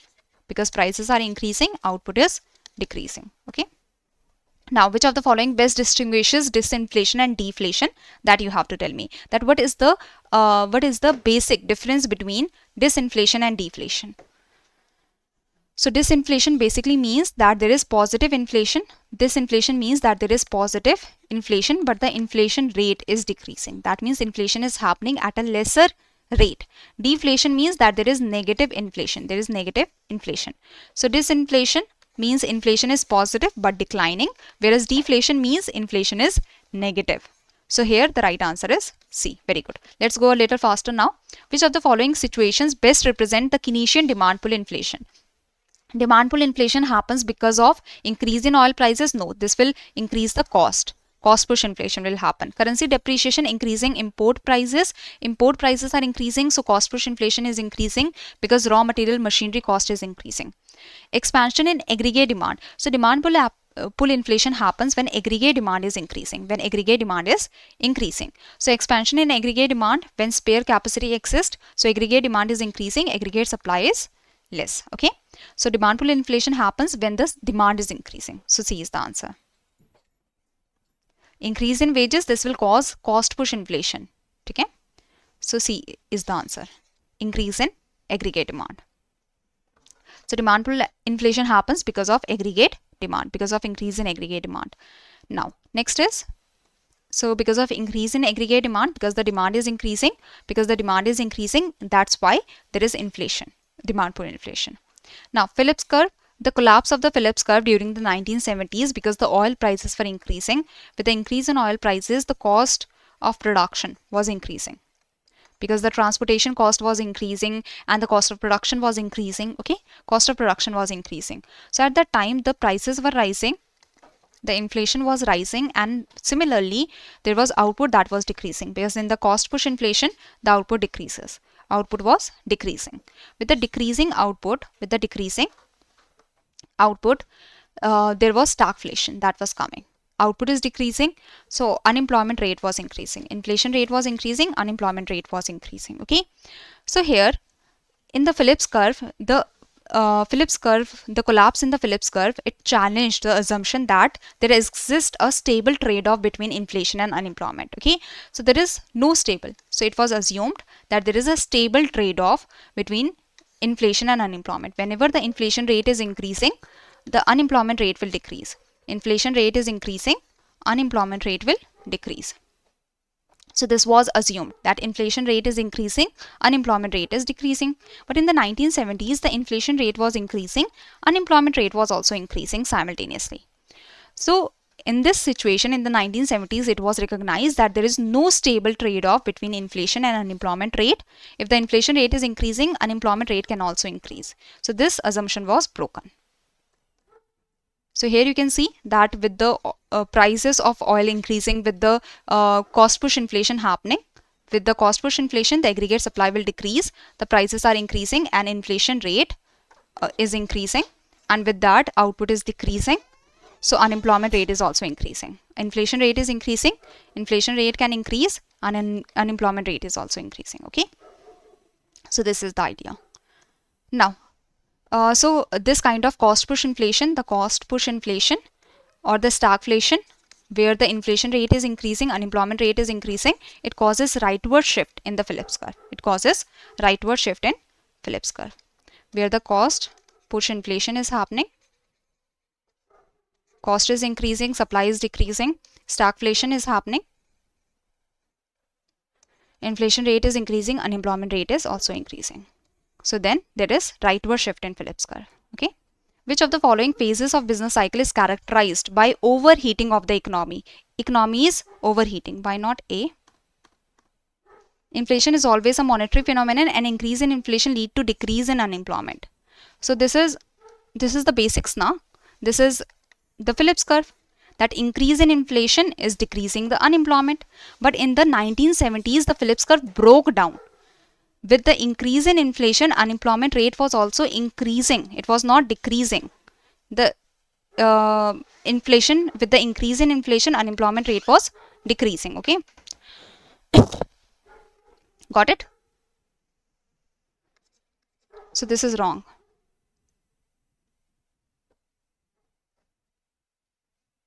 With the increase in inflation, the unemployment rate was also increasing.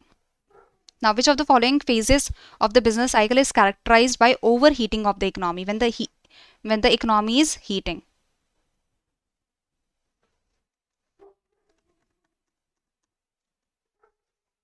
No, the assumption that got challenged was that there is stable trade-off. Always inflation and unemployment, always this is happening, that there is the trade-off between inflation and unemployment. That's why this is the answer. So the challenge, the assumption that got challenged was that there is stable trade-off, that always when inflation is increasing, unemployment is decreasing. Not that the inflation is a monetary phenomenon or such. The assumption that got challenged was that there is stable trade-off. The collapse in the Phillips curve shows that there is no stable trade-off. Trade-off might be possible. With the increase in inflation, unemployment might decrease, but it is not always. It is not stable. It is not always that this is happening. Okay. So this was the assumption that got challenged in the 1970s. Now, which of the following phases of the business cycle is characterized by overheating of the economy, irrational exuberance, and the rising inflation? Yes, best possible answer. Which of the following phases of the business cycle is characterized by overheating? When the economy is overheating, there is too much demand. There is very high demand, very high production that is happening. So what will happen? Very high demand, very high production. The economy is near full employment level. The economy is near the full employment level, the highest possible production. So this is expansion near peak. The economy is overheating. The economy is near the peak, near the full employment level. So economy is overheating. There is too high demand. With very high demand, the prices are rapidly rising. The production is also rapidly rising. Okay. So this is the idea. So expansion near peak. Now, in the contraction phase of the business cycle, which of the following is most likely to occur? If the economy is contracting, rising interest rate? No. Usually the interest rate is decreasing. Increase in capacity utilization. Capacity is utilized more. There is more utilization of capacity? No. There is less production. So there is less capacity that is getting utilized. There is less employment. Okay. Not high employment. Fall in investment. When there is contraction, when there is recession or depression that is coming in the economy, so there is fall in investment. Investment is falling. Investment is decreasing. And there is involuntary unemployment. Investment is decreasing and the unemployment is and there is involuntary unemployment that is happening. Fall in investment and involuntary unemployment is increasing. Increase in voluntary unemployment. Okay.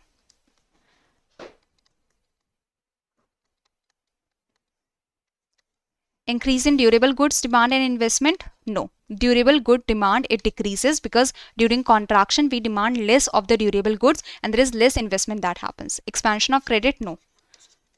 Okay. So C is the right answer, but here it should be increase in involuntary unemployment. I will correct it. Okay. So C is the answer here. So fall in investment, investment is falling. In the contractionary phase, when recession or depression is happening, there is less demand, there is less production. With less production, there is less investment. With less investment, less production, there is more unemployment. So involuntary unemployment increases. So here you can see that in the contraction phase, there is fall in rate of interest. The contraction or recession is happening. There is less employment. Employment is reduced. Unemployment is more. And there is involuntary unemployment appears on larger scale. Investment also decreases. Okay. Now, in the Keynesian theory of business cycle, a fall in investment leads to a disproportionately larger fall in income. With fall in investment, if the investment is falling, there is higher fall in income. It is primarily because of what? It is primarily because of decline in money supply, fall in marginal efficiency of capital, reverse operation of multiplier, wage price rigidity or liquidity preference. Because of which of the following?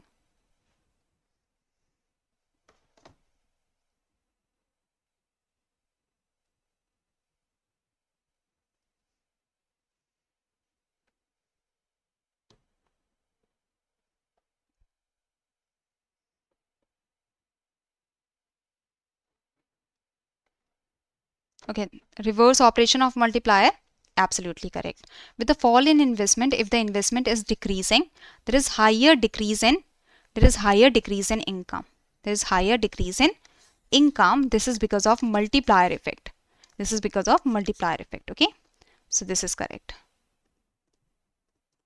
The increase in income with the increase in investment, there is higher increase in income. Because of multiplier effect, with the decrease in investment, there is higher decrease in income. That is because of multiplier effect. Okay, so this is the idea. Now, coming to the next question, try to answer this question. Try to answer this question. Which of the following statement is incorrect regarding the business cycle? Which of the following statement is incorrect regarding the business cycle? So business cycle, they refer to the fluctuations in the aggregate economic activity. Business cycle is happening, so it refers to the fluctuation in aggregate economic activity. Economic activity is fluctuating if the business cycle is happening. So yes, output, demand, they are fluctuating.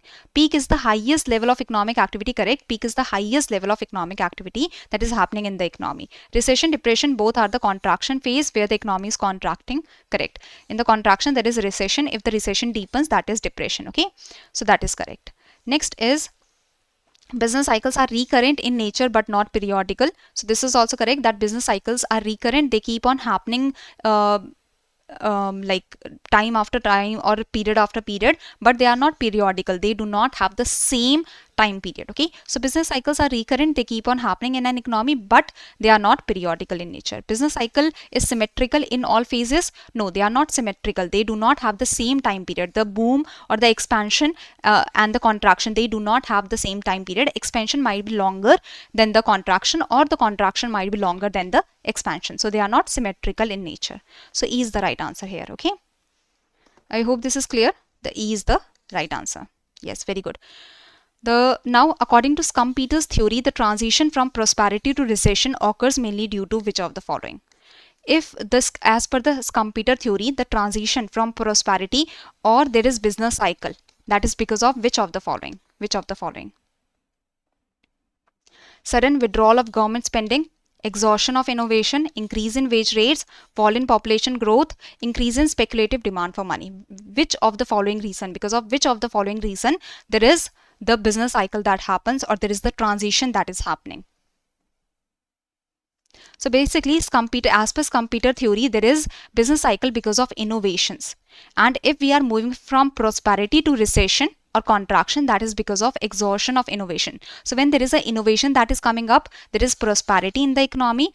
When the innovation is going down, when there is exhaustion of innovation, when the innovation is ending, then the contraction starts. So B is the answer. Very good. So as per Schumpeter, the innovation leads to the business cycle. When there is innovation, there is boom in the economy. When the innovation goes down, when the innovation is ending, when the innovation is exhausting, then there is contraction in the economy. Next, try to answer this question.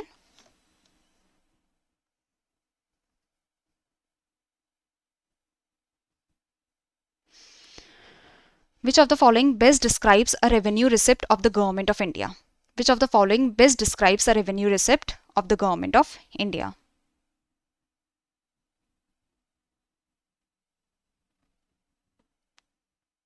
Revenue receipt of the Government of India. So the government is receiving the money. There are government receipts. Okay, government receipts can be revenue receipts, it can be revenue receipts or capital receipts. Revenue receipts are such receipts where the government is receiving the money without increasing its liability or without decreasing its asset. So sale of shares, here the assets are decreased. Borrowing, liability is increased. Recovery of loan given to state. So if the government is recovering its loan, that means asset is being reduced. Dividend. Dividend, the government regularly receives the dividend from its public sector undertakings. If the government is receiving the dividend, it is not increasing the liability for the government, it is not decreasing the asset of the government. Okay, so dividend comes under the revenue receipt as it does not increase the liability for the government, as it is not decreasing the asset of the government. Okay, I hope this is clear. So I hope this is very much clear. It is not increasing the liability or it is not decreasing the asset of the government. Proceeds from strategic disinvestment. If the government is doing disinvestment, the government is reducing its asset. So D is the right answer here. The revenue receipts, they do not create any liability. They do not reduce any asset for the government. Okay, which of the following receipt will be classified as non-debt creating capital receipt? So it can come under capital receipt, but they are non-debt creating capital receipt, that is not creating any debt.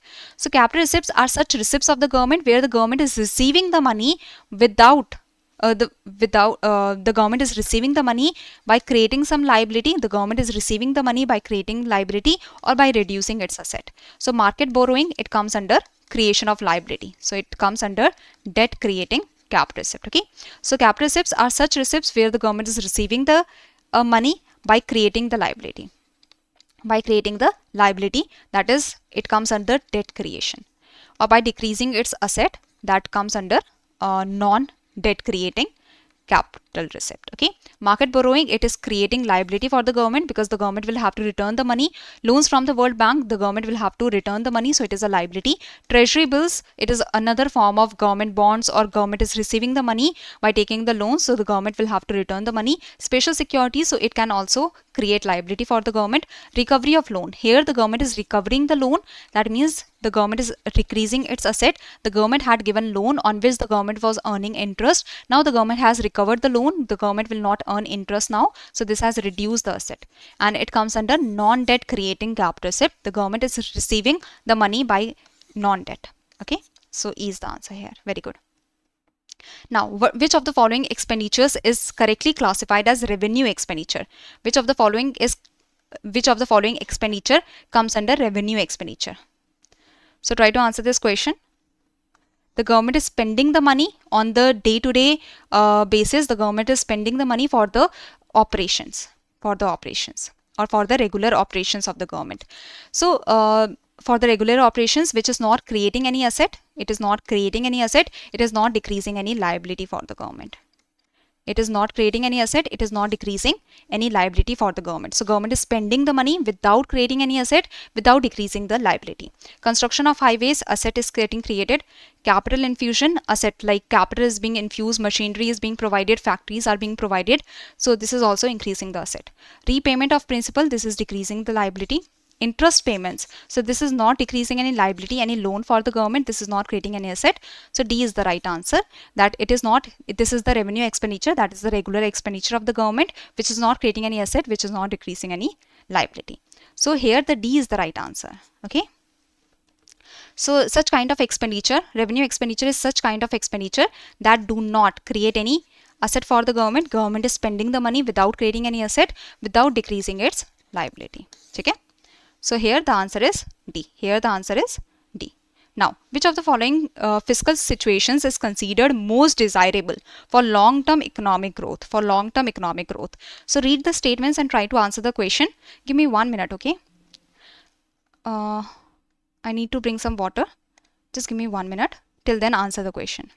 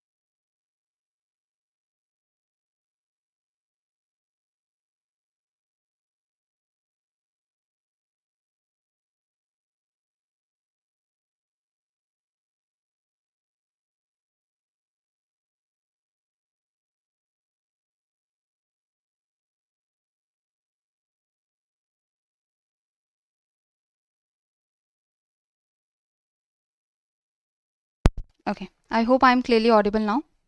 So which of the following fiscal situation is considered most desirable for long-term economic growth? Okay, so high revenue deficit. Do we want high revenue deficit? Do we want high revenue deficit basically means revenue expenditure is more than the revenue receipts of the government. Okay, the revenue expenditure is more than the revenue receipts of the government. So we don't want the government to spend more on the regular operations of the government. So we don't want this kind of situation. Zero fiscal deficit, zero capital expenditure. So we don't want zero capital expenditure. We want the government to spend on the assets. We want the government to have more capital expenditure. Okay. So this is also not correct. Low revenue deficit. We want the government to have low revenue deficit. Correct. We want the government to have low revenue deficit. That means the government revenue expenditure, revenue receipts. If the government has low revenue deficit, that means revenue expenditure and revenue receipts, there is less gap between the revenue expenditure of the government and the revenue receipts of the government, and there is high capital expenditure. So this is what we want. So C is the answer. Everyone has given the right answer. Good to see. Revenue deficit is basically revenue expenditure minus revenue receipts. Okay. So if there is less difference between the revenue expenditure and revenue receipts, let's say revenue expenditure is 112 crores and revenue receipts are 110 crores, that means there is very less revenue deficit. Lower revenue deficit means the government is spending less on its regular operations, on its operating expenses, and the government is spending a lot for asset formation, for returning its liabilities. Okay, for creating the assets or for decreasing its liability, the government is spending a lot. Capital expenditure creates the assets or decreases the liability. Okay. Now coming to the next question. Which of the following relationship between fiscal indicators is conceptually correct? So basically you have to tell that which of the following formulas is correct. Okay. So primary deficit, fiscal deficit, revenue deficit, effective revenue deficit, which of the formula is correct? So primary deficit formula is fiscal deficit minus interest payments. So this is wrong. Revenue deficit is revenue expenditure minus revenue receipts. Okay, deficit is always when the government is spending more than its receipts, then there is deficit. Primary deficit is fiscal deficit minus interest payments, Revenue deficit is revenue expenditure minus revenue receipts, So this is also incorrect. Primary deficit means fiscal deficit minus interest payments. So this is also incorrect. Effective revenue deficit shows that revenue deficit minus the grants on the creation of capital asset. So it is also incorrect. So only statement is left B. Fiscal deficit shows the total expenditure minus total receipts excluding borrowing. Total expenditure minus total receipts excluding borrowing. So total expenditure is capital expenditure plus revenue expenditure minus total receipts are revenue receipts plus capital receipts excluding borrowing, because borrowing is included in capital receipts. Okay, so revenue expenditure minus revenue receipts, revenue expenditure minus revenue receipt is revenue deficit plus capital expenditure minus non-debt creating capital receipt. So B is the right answer. Okay, so fiscal deficit has the formula total expenditure minus total receipts excluding borrowing. So fiscal deficit, if total expenditure is 200 crores, total receipts excluding borrowing is 150 crores. That means 50 crore is the fiscal deficit. This is also the total borrowing requirement of the government, because we have included all the receipts excluding borrowing. Only borrowing was left. So that means if the fiscal deficit is 50 crores, this is the borrowing requirement of the government. Now total expenditure of the government is capital expenditure plus revenue expenditure. Total receipts is revenue receipts. Capital receipts excluding borrowing means capital receipts excluding borrowing. Capital receipt excluding borrowing are the non-debt creating capital receipt, because we have excluded the debt, we have excluded the borrowings, so non-debt creating capital receipt. Okay, revenue expenditure minus revenue receipt is revenue deficit plus capital expenditure minus non-debt creating capital receipt. So there can be multiple formulas that can come from this. Fiscal deficit basic formula. Okay, so fiscal deficit total expenditure minus total receipts excluding borrowing, or revenue deficit plus capital expenditure minus non-debt creating capital receipts. Now, in a particular year, the government of India reports the following. Fiscal deficit is 6.2% of the GDP. interest payments are 3.8% of the GDP. Grants for creation of capital asset is 1.4% of the GDP. Now, which of the following statements is necessarily correct as per the given data? So if you know the formula, you will be able to answer this question. So try to answer this question, okay? This is a little like not difficult, I will say. The formula, if you remember the formula, you will be able to answer this question.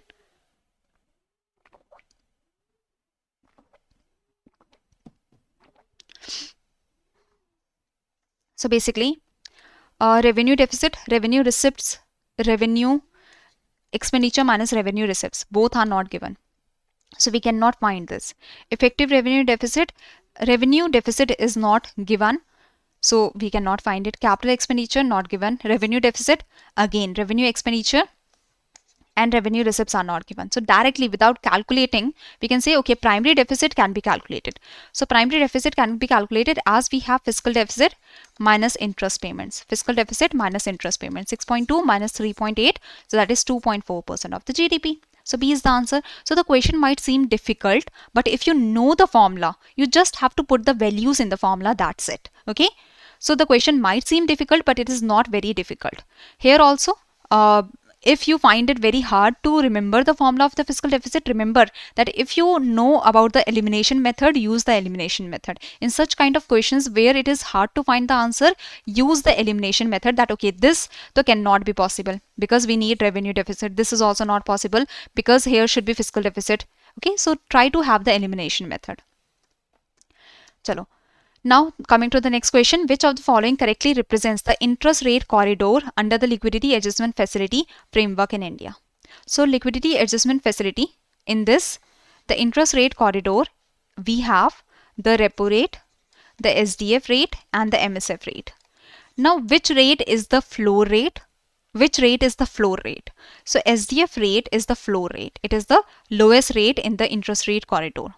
Which rate is the ceiling rate? Which rate is the highest rate? MSF rate is the highest rate. And in the middle, we have the repo rate. Repo rate is the rate at which the RBI lends to the banks taking collateral. Okay. SDF rate is the deposit rate of the RBI at which RBI take the deposits. MSF rate is the rate at which the RBI lends. During the case of liquidity crunch, when the banks have liquidity crunch and they have already utilized the limit under the repo rate.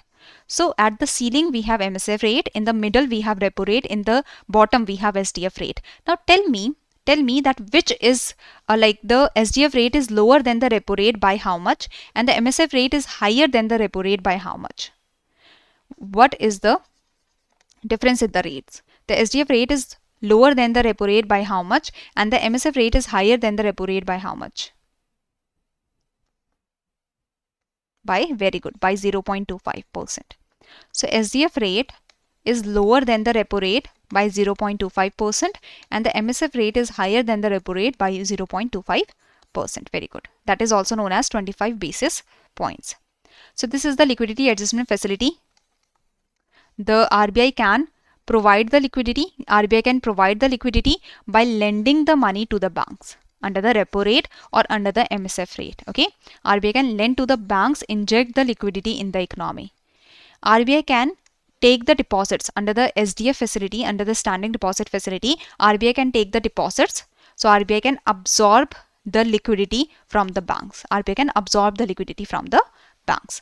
Now, under the flexible inflation targeting framework in India, the inflation target is expressed in terms of which of the following? In terms of wholesale price index, GDP deflator, CPI combined, CPI industrial workers or core inflation. So under the flexible inflation targeting framework, the government of India in consultation with the Reserve Bank of India decides the inflation target, that is 4%. And there is a range that is given plus minus 2%. That is, inflation should not go below 2%.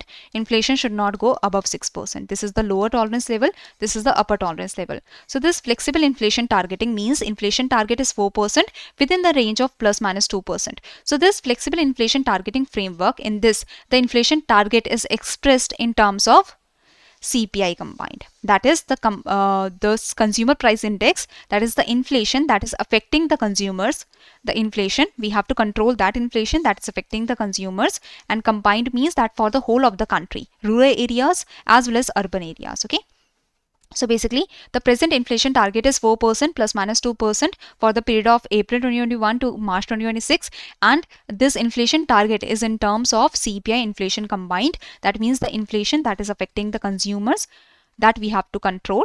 And this should be around 4%. So inflation that is affecting the consumers through the consumer price index, we can see the inflation that is affecting the consumers, and this inflation should be around 4% within the range of plus minus 2%. Chalo. Now, in case of expansionary monetary policy, we want to increase the money supply in the economy, okay, to boost the economic activities. In this case, all the rates, the important rates will have to be decreased. The repo rate, reverse repo rate, or the SDF rate, now it is more important. The MSF rate, CRR, SLR can be decreased to increase the money supply. That comes under expansionary monetary policy. And the contraction monetary policy, we want to decrease the money supply. We want to decrease the money supply so that the inflation can be controlled. And in this case, the rates can be increased. Now, which of the following tools of monetary policy is collateral free and primarily used to absorb the liquidity? So RBI wants to absorb the liquidity. So RBI will absorb the liquidity by taking the deposits. So which of the following tools of monetary policy is collateral free and primarily used to absorb the liquidity? That we will discuss now. Nisha. Which of the following tools of monetary policy is collateral free and primarily used to absorb the liquidity? Standing deposit facility. Very good. So see, reverse repo rate and the SDF rate. Now the reverse repo rate, the fixed reverse repo rate, it has lost its relevance. Now SDF rate is used more. Why is it so? Because in the fixed reverse repo rate, the Reserve Bank of India can take the deposit from the banks, and the RBI had to provide collateral in the form of government security to the banks. Think about it, that if the RBI is taking the deposit, RBI had to provide collateral. Now, do RBI have unlimited collateral? No. Do RBI have unlimited government securities to provide to the banks? No. So RBI had the limit that how much deposits can be taken. So that was limited. Because RBI had limited government securities to provide as collateral, so it could take only limited deposits from the banks. So the RBI, if it wants to absorb huge liquidity, that was limited. So RBI could only absorb liquidity to an extent because it had to provide collateral to the banks. Under the SDF rate, under this rate, the RBI can take the deposits from the banks without providing any collateral. There is no need to provide any collateral. So it is a collateral free rate at which the RBI can absorb the liquidity, at which RBI can take deposits from the banks. So RBI do not have to provide any collateral. So RBI can take more and more deposits from the banks. Now, why the banks will want to deposit at the SDF rate? Because the SDF rate is higher than the reverse repo rate. So to get the higher interest rate, the banks can deposit under the SDF rate. Got it? So which of the following tools of monetary policy is collateral free? No collateral is required here and primarily used to absorb the liquidity. That is standing deposit facility. This is the facility to absorb the liquidity. The CRR, it is a reserve ratio to maintain reserves. The Martian standing facility is the lending facility that inject the liquidity. Reverse repo rate, it is the deposit facility that absorbs the liquidity, but the SDF rate is the collateral free rate. Okay. So here the B is the answer.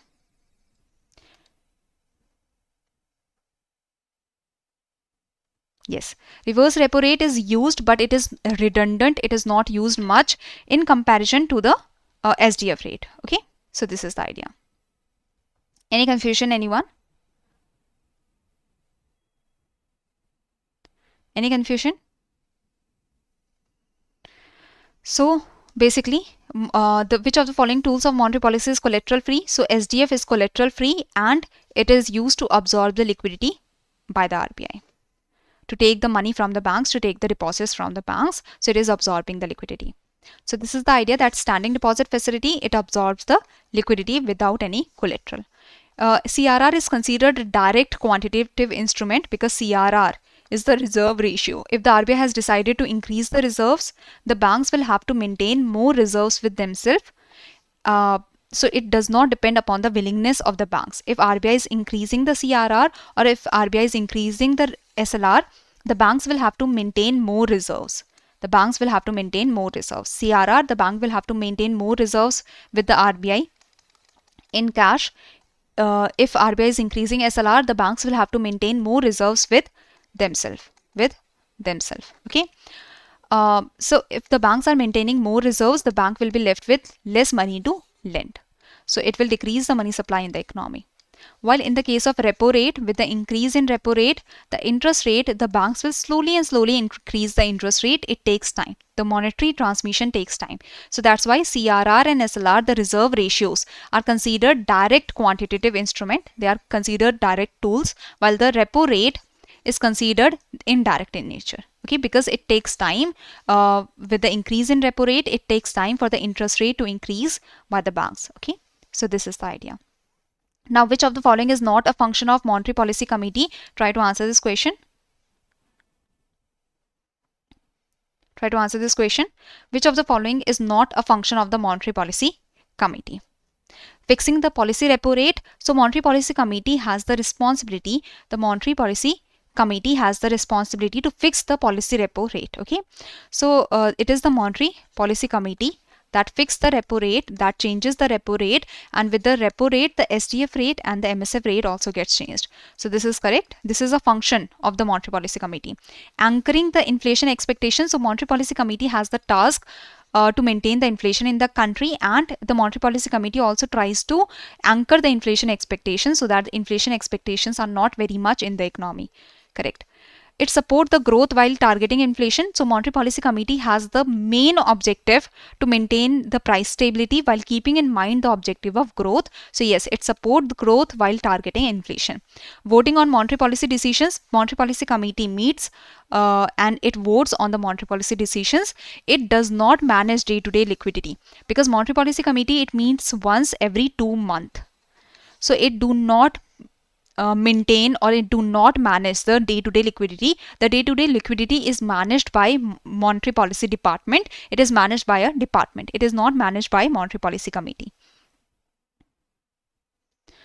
So the C is not a function of the Monetary Policy Committee. Okay. So Monetary Policy Committee, it maintains price stability. This is the primary objective of Monetary Policy Committee, to maintain the price stability while keeping in mind the objective of growth. It determines the policy rate required to achieve the inflation target. It also tries to anchor the inflation expectation, or to maintain the inflation expectations in a normal range, because if the people expect more inflation in the future, higher prices in the future, the people will start demanding more right now.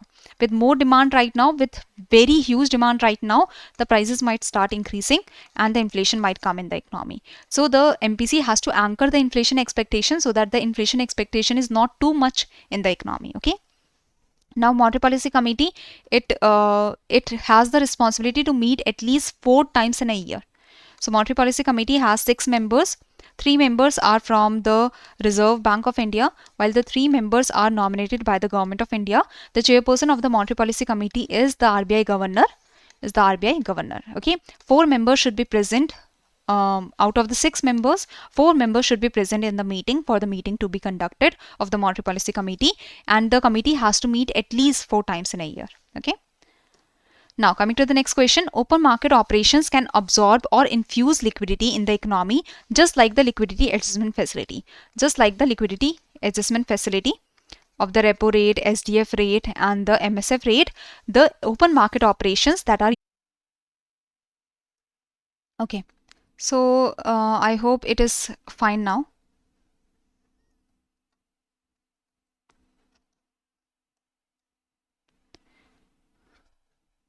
Chalo, let's continue now. So basically, we were discussing that open market operations can absorb or infuse liquidity in the economy. Just like liquidity adjustment facility, open market operations involves buying and selling of the government security. Just tell me that if we want to boost the economic activities, if we want to boost the growth in the economy, will the RBI purchase the government securities or sell the government securities? RBI will purchase the government securities from the banks, or RBI will sell the government securities to the banks. What will happen? RBI will purchase the government securities from the banks. If RBI is purchasing the government securities from the banks, RBI will give money to the banks. So this will boost the money supply in the economy. If RBI is giving money to the banks. For purchasing the government securities, RBI is providing the money to the banks. So RBI is giving the money. So money supply is increasing in the economy. With more money supply, there will be more money in the hands of people, more lending, more money in the hands of people, more demand that will be created. Okay. So RBI will purchase the government securities. Now let's say that if RBI wants to control the inflation, if RBI wants to control the inflation in the economy, in this case, RBI will purchase the government securities or sell the government securities. In this case, RBI will sell the government securities. RBI is selling the government securities to the banks. So banks have to give money to the RBI. So banks will be left with less money. Banks are giving money to the RBI, so banks are left with less money supply. With less money supply, there is less money in the hands of people. With less money, people can demand less. So with less demand, their prices will be controlled, inflation will be controlled. Okay. So basically, RBI will purchase the government securities and it gives money to the banks. That will lead to more money in the market, more money for more demand, and thus higher growth. RBI will sell the government securities to absorb the money, to reduce the money supply in the market and to decrease the demand to control the inflation. Okay. Now, consider the following statements regarding qualitative selective credit controls. So, the selective credit control, like the credit rationing, okay, and moral suasion, direct persuasion. So all these selective credit control tools, the qualitative tools of monetary policy, they influence the direction rather than volume of credit. So yes, they focus on influencing the direction, because credit rationing means that the different sectors, all the productive sectors in the economy should get the credit, should get the relevant credit. So they do influence the direction rather than volume of credit. Rather than focusing on volume of credit, they focus on direction, that the money should flow in all the directions in all the productive areas. Okay. So credit rationing, in the credit rationing, basically before also 100 lakh crores were given as lending. Now also 100 lakh crores are given as loans, but to different sectors, to agriculture, micro, small and medium enterprises, export, housing, social infrastructure, renewable energy. So all these sectors should also get the money. So they influence the direction more. They are generally used when inflation is sector specific. So yes, the qualitative or selective credit control tools can be used when inflation is sector specific to affect a particular sector. The qualitative selective credit control tools can be used because in the name itself they are called selective, so they can be used selectively. Okay. So second also seems correct. They operate mainly through price of credit. So price of credit basically means the interest rate. This is the price for the credit, this is the price for the loan. So the interest rate is determined by the repo rate. If the repo rate is increasing, interest rate will increase. If the repo rate is decreasing, interest rate will decrease. So selective credit control tools or the qualitative tools cannot affect the interest rate. So first and second are correct, and that's why the answer here is A. Basically remember that the interest rate, price of the credit, that means the interest rate cannot be affected by the selective credit control tools. It is the repo rate that affects the interest rate. Okay. Chalo, now coming to the next question. So basically real exchange rate is equal to nominal exchange rate multiplied by the price in the foreign country and the price in the domestic nation. Okay. So nominal exchange rate is $1 at 80 rupees. So nominal exchange rate is 80 rupees for $1. For per unit of the foreign currency, we have to give 80 rupees. So this is the nominal exchange rate. The price of the same basket of good is $5. And the price for the same basket of good in India is 400. So what is the real exchange rate? Anyone can tell me? Krish, no idea. You will have to mail to hello@edutap.co.in. Okay. For any update on IRDI grade A, you can mail to the team. So what is the real exchange rate? Real exchange rate is 1. That shows that purchasing power parity is there. For the $5 with the same 400 rupees, we can purchase the basket of goods in India, and with the same 400 rupees, the people in US also purchase the goods. Okay. So this basket of goods is $5 in US and 400 rupees in India. So in US, if we see in rupees terms, $5 multiplied by 80, so that is also 400 rupees. In India also the same basket is for 400 rupees. That means real exchange rate is 1. That means the exchange rate is not overvalued. Okay, exchange rate is not overvalued. So real exchange rate is nominal exchange rate multiplied by the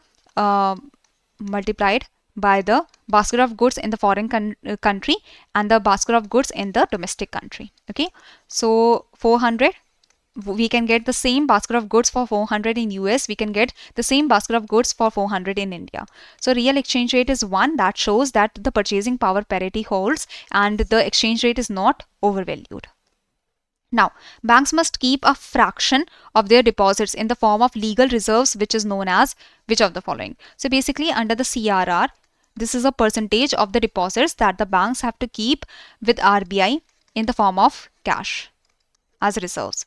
SLR is a percentage of deposits that the banks have to keep with themselves in the form of cash, gold or government security. Okay, so banks must keep a fraction of their deposits in the form of legal reserves in CRR or SLR, which is known as fractional reserve banking in India, which uses CRR and SLR. So A is the right answer.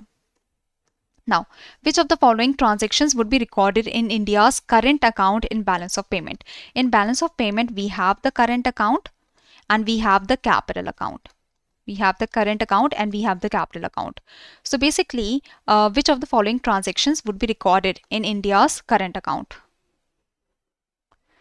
Current account includes the trade in goods, the trade in services, and transfer payment. Okay, so capital account includes investment, borrowings, or external borrowings and external assistance. So foreign direct investment will come under capital account. Sale of shares of an Indian company to a foreign investor, so that is investment, that will come under capital account. Remittances sent by the Indian worker abroad to family in India. So basically this will come under transfer payment. Remittances come under transfer payment. So it is included in current account. Okay. So current account records trade in goods, trade in services, transfer payment, remittances, gifts, grants, that are the unilateral payments, they are included in current account. So remittances, it is included in current account. It is included in current account. Okay. Now autonomous transactions, all these transactions that are done with the motive with the economic motive, with the motive of profit or for the self interest. So these kind of transaction, if you are investing your money outside, if the foreigners are investing their money in India, they are investing for the profit motive or for the returns. If we are trading in goods or trading in services, we are trading in goods for the profit motive or for our self satisfaction. Okay, so these are autonomous items in balance of payment. These are the transactions that are done independent of the situation in balance of payment. The balance of payment is in deficit or surplus, we don't care. We are only doing these transactions for our economic motive. Accommodating transactions are such transactions, let's say the balance of payment is in deficit of $10 billion. So foreign exchange reserves will be used to cover this deficit in balance of payment. Or let's say we do not have sufficient foreign exchange reserves, so the government will borrow from the multilateral institutions, from IMF, World Bank, to cover this deficit in balance of payment. So such kind of transactions that are done to cover the deficit or surplus in the balance of payment, so these are called accommodating transactions. Okay. Now next is, which of the following would be recorded under net factor income from abroad in the current account? If you know about the net factor income from abroad, we are earning factor income from abroad. What comes under factor income? So factors of production. Factors of production, they are providing their factor services, they are earning the factor income. So what is factor income? If you know about the factor income, you will be able to answer this question.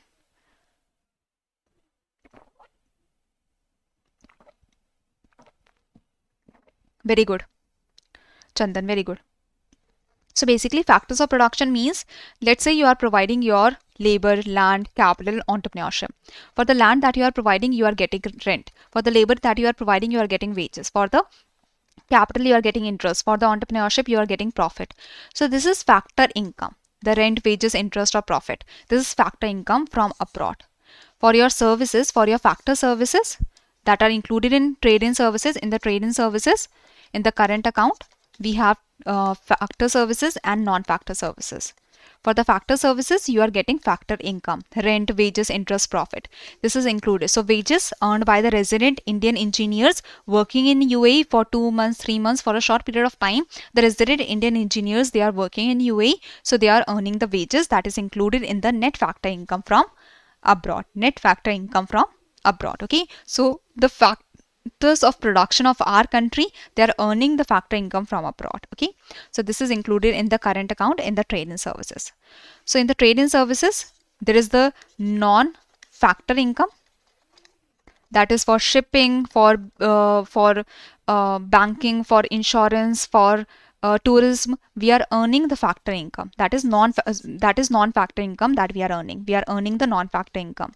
We are earning the factor income, that is wages, interest, profit, rent. We are earning from outside. Okay, so that is factor income that we are earning. So wages are included in factor income. It is included in current account in the trade and services. Now, which of the following statement correctly distinguishes NBFCs from the banks? So such kind of questions we have again seen in phase 1. So try to answer this question, that which of the following statements correctly distinguishes between NBFCs and the banks. NBFCs, they cannot participate in the payment and settlement system.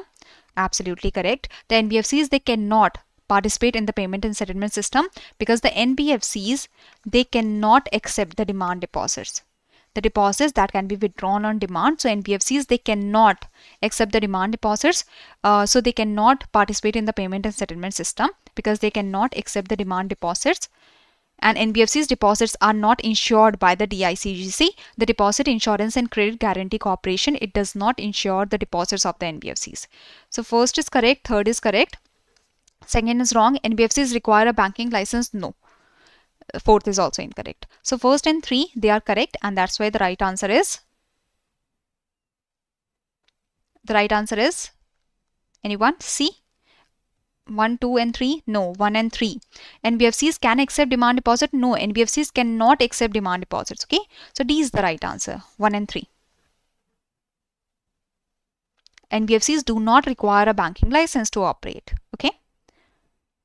NBFCs require a banking license? No, they don't require a banking license. They cannot accept the demand deposit. So first and third were correct. The rest are incorrect. So NBFCs, they cannot participate in the payment and settlement system. Correct. NBFCs can accept demand deposits? No, they cannot accept demand deposits. So incorrect. NBFCs deposits are insured by the DICGC? Correct. NBFCs deposits are not insured. Sorry, they are not insured by the DICGC. In the banks, the deposits are insured by the DICGC, while for the NBFCs, the deposits are not. The depositor's deposit is not insured by the DICGC. Okay. The NBFCs require a banking license? No. So 1 and 3 is the correct answer. Chalo. So NBFCs, they cannot accept demand deposits. NBFCs do not form a part of payment and settlement system, and deposit insurance facility that is not provided by the DICGC. This is not available for the depositors of the NBFCs that are taking the deposit. So depositors, their deposits are not secured, are not insured by the DICGC if the depositor are depositing their money in the NBFCs. Okay. Regarding deposits accepted by NBFCs, NBFCs can accept deposit for a minimum period of how many months and maximum period of how many months? For a minimum period of 12 months and a maximum period of 60 months. Okay. So basically the answer is D here. The NBFCs, they can accept deposits for a minimum period of 12 months and a maximum period of 60 months.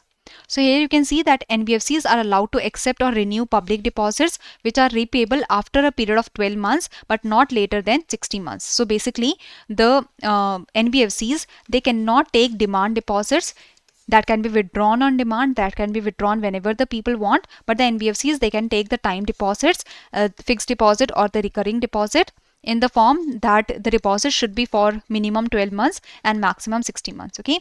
NBFCs cannot offer interest rate higher than the ceiling rate. The present ceiling is 12.5% per annum. NBFC should have a minimum investment grade rating of BBB minus from any SEBI registered credit rating agency, which shall be obtained at least once in a year. So this is the minimum investment grade credit rating that the NBFC should have. Okay. Now, the upper layer shall comprise of those NBFCs which are specifically identified by the RBI. The top dash eligible NBFCs should be in the upper layer. So basically, there are different layers. There is the base layer, there is the middle layer, there is the upper layer, and then there is the top layer. Okay, the higher you go, the bigger the NBFCs, the riskier the NBFCs are. Okay, so the NBFCs are divided into the different layers on the basis of their size, on the basis of their activity, on the basis of their risk that is perceived. So higher you go in the layer, the bigger the NBFCs, the different activities that they are doing, or the more risky the NBFC is. Now the top 10, very good, top 10 eligible NBFCs in terms of their asset size, they shall always reside in the upper layer, irrespective of any other factor. Okay, more NBFCs can also come in the upper layer, but top 10 NBFCs on the basis of their asset size, they should always reside in the upper layer. Okay, now, so this is about the base layer. Base layer shall comprise of non-deposit taking NBFCs below the asset size of 1000 crores or NBFCs undertaking the following business. Middle layer should have the NBFCs that are deposit taking. All the NBFCs that are deposit taking should come in middle layer, irrespective of their asset size, and non-deposit taking NBFC that have the asset size of 1000 crore or more than that, that should come in the middle layer. Upper layer, top 10 eligible NBFCs in terms of their asset size should always come in the upper layer, as well as NBFCs that are considered risky on the basis of the methodology of the RBI, they should also come in the upper layer. Now construction. So this is the homework question for you all. Construction comes under which of the following sector? Primary sector, secondary sector, tertiary sector, quaternary sector, quinary sector. So you have to answer this in the comment section below, though I have provided the explanation here that you can read in the PPT. So I will be providing you this PPT in the PDF form. So here you can see that as per National Statistical Office, they have considered the three main sectors: primary sector, secondary sector, and tertiary sector. Primary sector is the sector that includes all the activities related to the natural resources. So primary sector includes all the activities related to natural resources. Secondary sector includes all the activities where the raw material is getting refined, or where the manufacturing or processing or construction is happening. Tertiary sector includes all the traditional services like education, defense, real estate, trade, and such. Okay. Then there is quaternary sector that has recently came forward. Quaternary sector, it includes the activities related to research and development, related to innovation. Quinary sector is the sector that is related to the top decision making body. Okay, the government, the CEOs that are taking the decisions for the company or for the economy. Okay, so you have to answer that construction comes under which of the following sector. The NSO recognizes the three main sector: primary sector, secondary sector, and tertiary sector, and the NSO has divided the activities in these three sectors. But recently there is also discussion regarding the quaternary and quinary sector. The explanation is given here.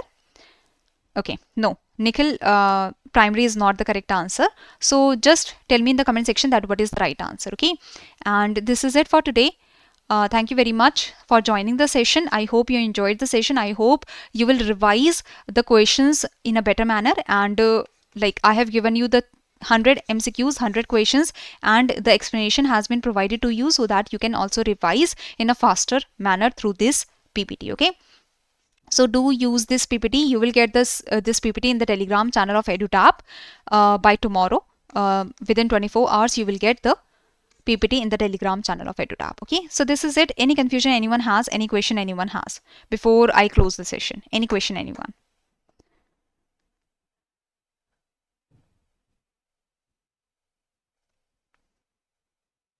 Thank you, Nishan. Thank you, Lakshman. Do write this in the comment section below also. Thank you, everyone.